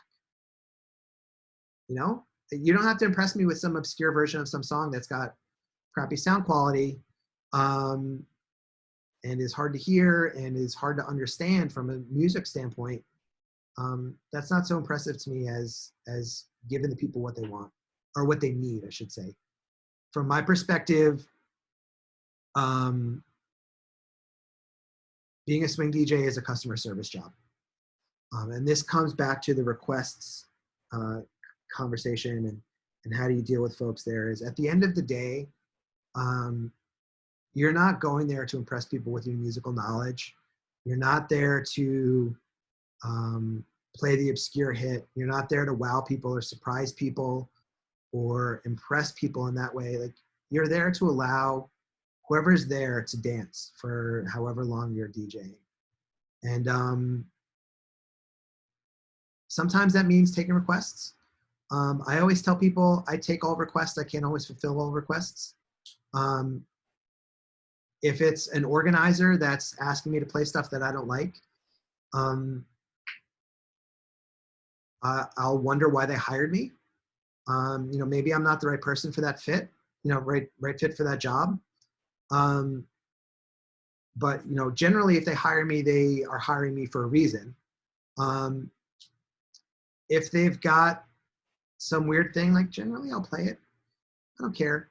But, you know, if you're worried about what people are going to think about you or that you picked this crappy song or whatever it is, you know, one thing that you can do, if it makes you feel better, is say like, hey, this is a request. This is going out to whoever. You know, this is going out to Emma. She requested this song and here you go. And like A, if the people are making a request, chances are they'll love that. And B, everyone knows that it wasn't your pick, right? Problem solved. And then you can get back to it.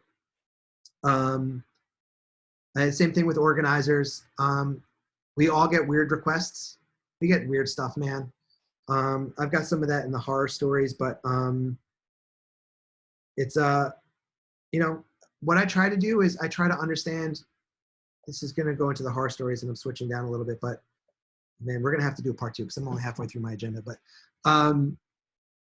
you know, I've had some complaints and one of them was, you know, this song is not good. I don't like this song or whatever it is. And, you know, I take a step back and try to understand what the venue is. Is it a dancing crowd? Is it a non-dancing crowd? Is what I'm playing accessible? Is it what they're expecting? Were expectations set? I like to ask the organizer before I go in if I don't know, like, hey, what are they expecting here, right? The other thing is I've heard like just, you know, weird ambiguous complaints. You know, I had a couple of really interesting ones earlier in the year at Fram. One of them was just like, you play too much Balboa music. And I was like, all right, I don't know what that means. Tell me what that means. He's like, well, you know, it's, you play music from the 30s and no one knows how to dance to that. I'm like, all right, well, tell me what that means, because I don't think that means what you think it means, but I want to understand. And he's like, well, it's Balboa music. And I'm like, I don't know, man, I just came from Cowbell. I know what they're listening to. It's not this. This isn't what I played there. But at the end of the day, what he wanted was New Testament Basie. What he wanted was Gene Harris trios. He wanted smaller stuff. He wanted later stuff. I said, okay, like, A, I want to be able to enable you to be able to ask for what you want. B, you know, going back to my previous thing, I'm playing music from the swing era at a swing dance. I kind of just don't know what to tell you. You know what I mean? Like, I will happily refer you somewhere else if you don't like it, but like, this is a swing dance. People are doing this People do know how to dance to it. I've been all around town, been all around the country. I see people dance to it. I hear what you're saying, and this just might not be your cup of tea. That's cool. You know, the other thing that I said was, I've had a couple of people over the years, oddly enough, during the same song, which was my first song of a set, one of them happened like 10 years ago. One of them happened in like January. They're like, I go on, it's my first song of the set. They're like, are you gonna play swing music? I'm like, well, this is 1 o'clock jump. This is 1 o'clock jump. This is like one of the most famous swing songs ever recorded. And both times they were like, no. They said, I was like, okay, well, you know, one thing I try to let them know is, it's my first song. Give me a couple, see if you like it. But the other thing, I was like, you know, what are you expecting? And, you know, one person just said, well, it's too jumpy. And I was like, well, it's 1 o'clock jump. I don't, hang out for the next one and see if you like it. But the other one, which was years and years ago, but it took some digging, but what she was really saying is like, I want some songs with lyrics. I want to hear some vocals. The band didn't have any vocals. All right, I could play a song with vocals. Like, it took some digging and try to understand, but like the lesson that I take out of that is, most of the folks that are coming out are not scholars. They're not even necessarily jazz aficionados. They don't have the language that we have as DJs, knowing what they want to ask for. So giving them the benefit of the doubt and just trying to understand what it is they're really trying to say helps enable that situation to be a positive outcome instead of a negative outcome. But on the flip side, you know, you have to ask yourself, if you get a complaint, does that complaint really have merit? Right? Like if someone tells me like, you're playing too much music from 1937 that jumps, I say, listen, you're at a swing dance. I don't know what you're expecting. Let me help you find a place that will meet your needs. But, you know, I'll take that with a grain of salt, because I'm playing swing music for swing dancers at the end of the day. You know what I mean? But if you dig, sometimes there's something more behind it.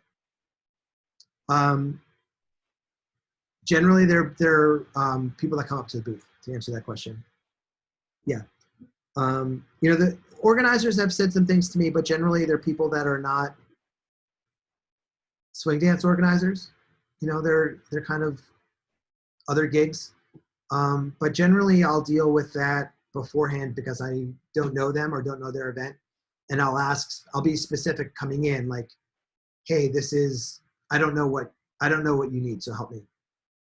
Because I'd rather know that ahead of time than going in halfway through and play half an hour of music that is not what they were expecting. So communication is a big thing there. Wow. So like I said, we only got like half through some of what I set aside. Maybe we'll do it part 2. We do have a few more minutes. I don't want to go on all night long. I have comments, and we had some questions about event logistics. We had some questions about competitions. I have some really great things that I like to share there. So I might do those on like a part 2. Is anyone game for a part 2 sometime in the future? Maybe in a couple weeks? Okay, cool. So why don't I end? I'll end with a couple of horror stories. How's that sound? And then I'll ask you again at the end, after you hear these 2 stories, if you really want to come back for a part 2. Okay, so here's my first. So I'm going to skip kind of like the head DJ type things when it comes to big events. I'll think of, maybe I'll do that for the part 2. So what I look for as a head DJ at like Lindy Focus or ILHC or Lindy Fest, what goes into that, what makes a good head DJ. I won't talk about that from my experience as a head DJ, but I'll talk about that as my experience as a staff DJ. I've worked for some really, really, really good head DJs. Some of them are on this call. And there are definitely things that I see in those people that help me in my DJing. They help me as a head DJ. And I learned a lot from them. So I definitely have thoughts there. and I would love to hear folks there too, talking about competition DJing, both from a logistics standpoint and from a just like a song selection standpoint, and how that's different, and how I go through that process. I actually have some really great examples of collaboration that I've had with organizers that's just like, oh, you make my job so easy and it's wonderful to work with you. So I will definitely share those, especially if you're an organizer and you want to know what makes my dream come true when it comes to picking song contest music. We'll talk about that next time. Yeah, let me see what else we got. Yeah, I think that's good. So, okay.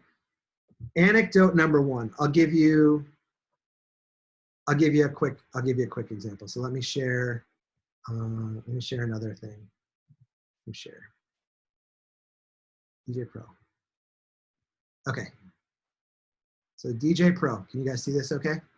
I've got like windows on top of windows. All right. ILHC.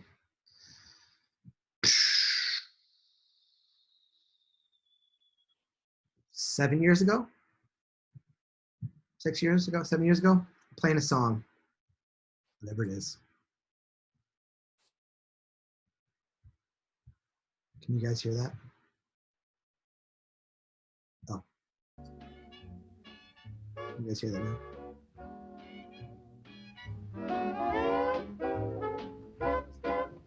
Found out what this button does in DJ.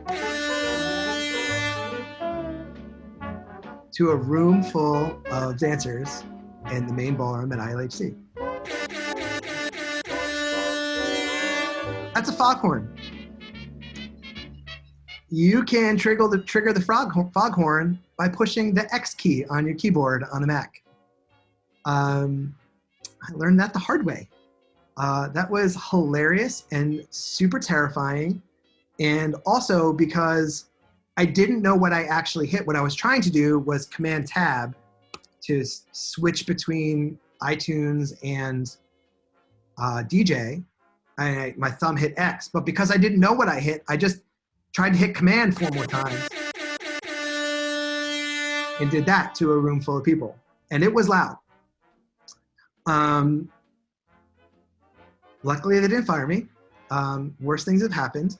But if you ever want to learn how to disable the foghorn, there are a couple things that you can do.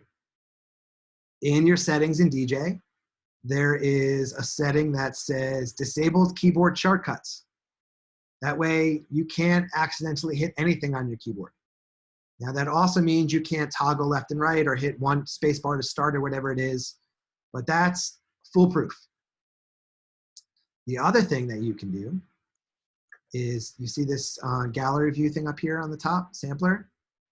You hit that, it brings up all of these lovely sound effects. DJ. You can turn those off unless you want them on, but you can turn the volume down.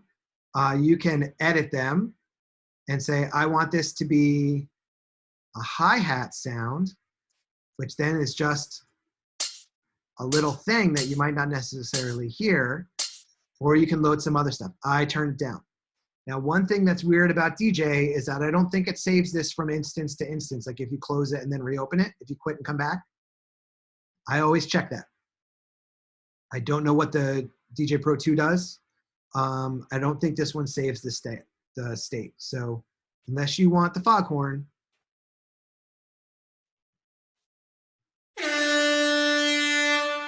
turn that off. So that's horror story one.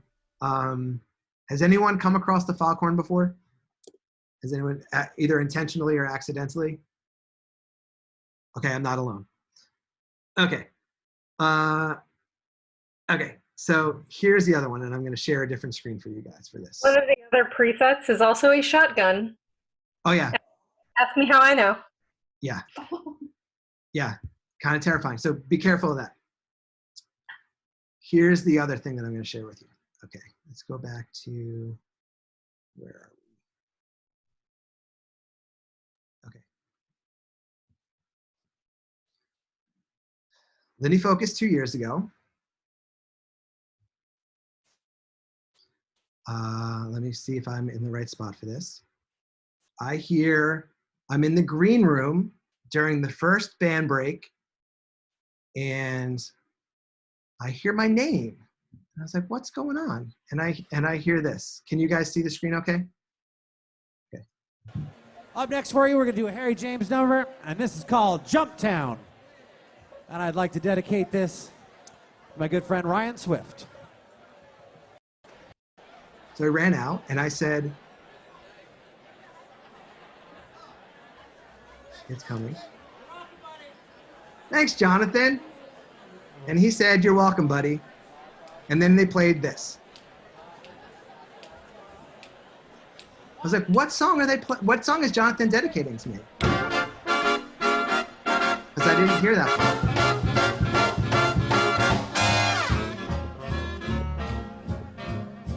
Oh, this is Jumptown. Oh, this is the last song that I played before they came on for their first set. Oh, crap.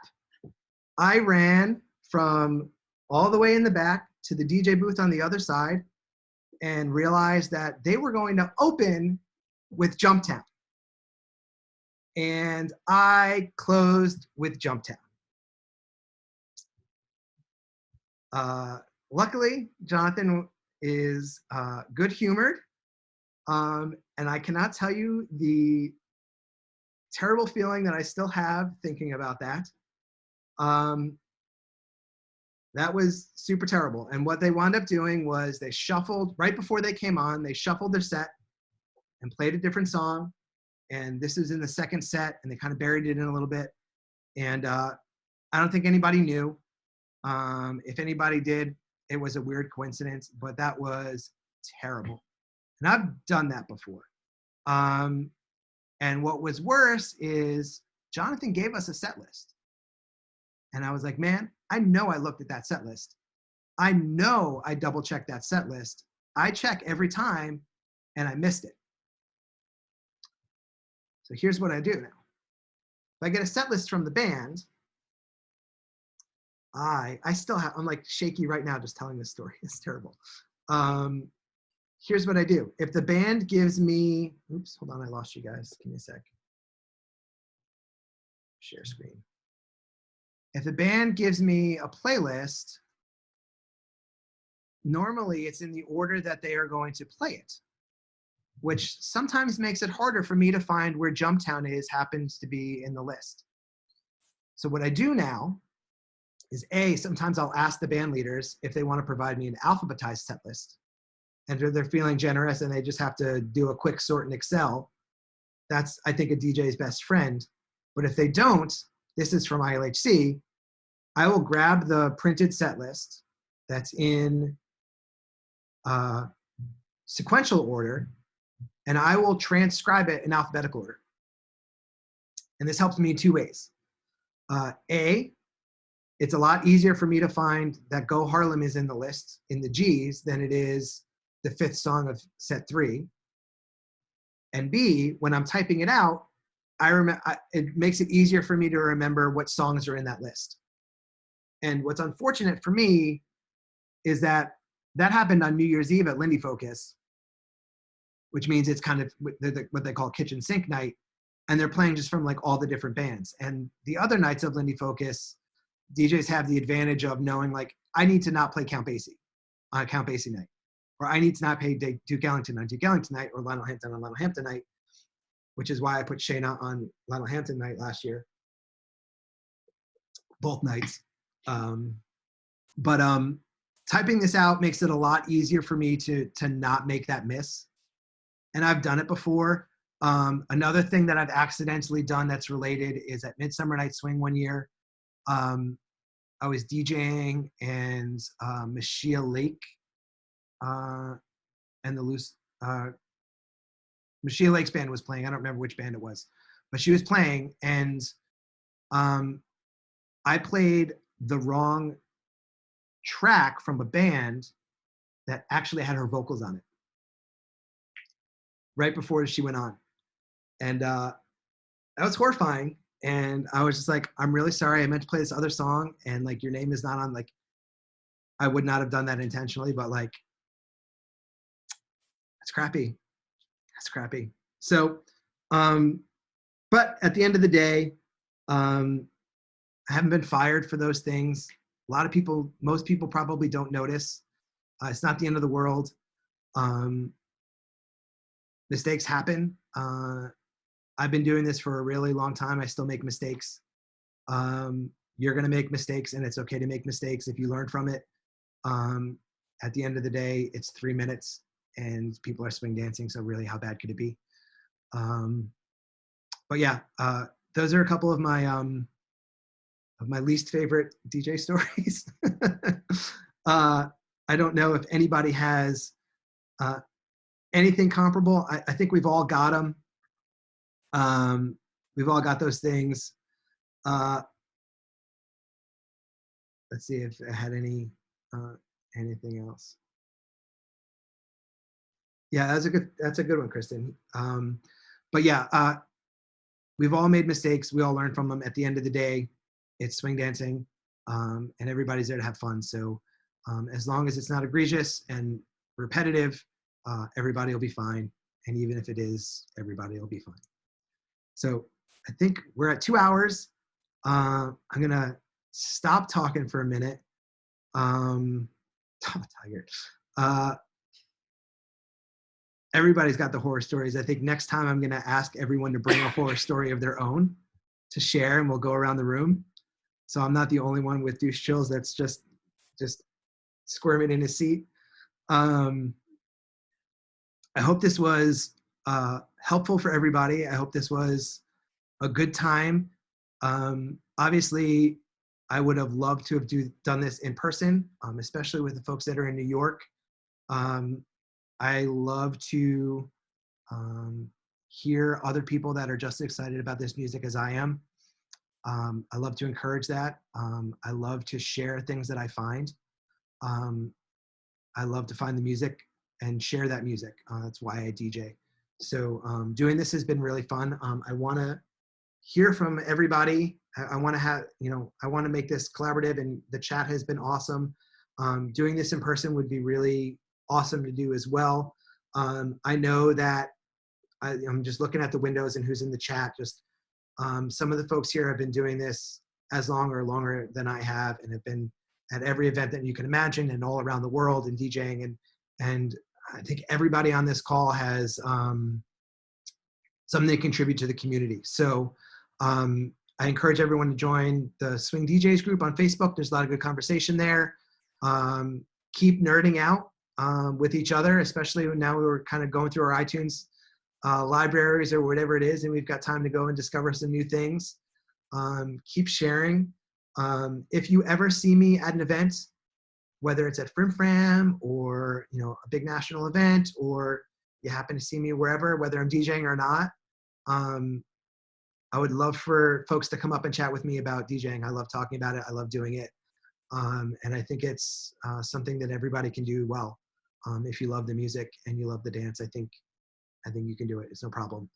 I love talking about this kind of stuff. So thank you everybody for joining. Thanks to Heather for helping put this together. As always, my partner at Frim Fram. I want to just remind everybody that we are accepting tips in the tip jar. And that is, you can Venmo me, Ryan R. Swift, at Venmo, or Heather's PayPal is in the chat. I'll post the recorded video. I don't know where I'm going to host it, but I'll post a link to it in this event and also on the Frim Fram page and on the Frim Fram website. Stay tuned to frimframjam.com, or on Twitter, we're at Frim Fram Jam, or Instagram, we're Frim Fram Jam, or on Facebook, we're Frim Fram Jam, for updates as we keep navigating this new normal. We've got other programming coming up for you guys. We're trying to keep it interesting and keep it different from all of the other stuff that's going on. We don't want to just provide more of the same. We want to provide a unique opportunity for folks to connect, but we want to keep connected with our community. And that's one of the things that I think drives both Heather and I to keep doing this, is just the community that is Frim Fram and the global community for swing dancers. So Stay connected. Everybody keep your chin up, stay safe, wash your hands, wash your hands, wash your hands. And I'll talk to everybody soon. Thank you, everybody. Thanks, Ryan. That was fantastic. Thank you.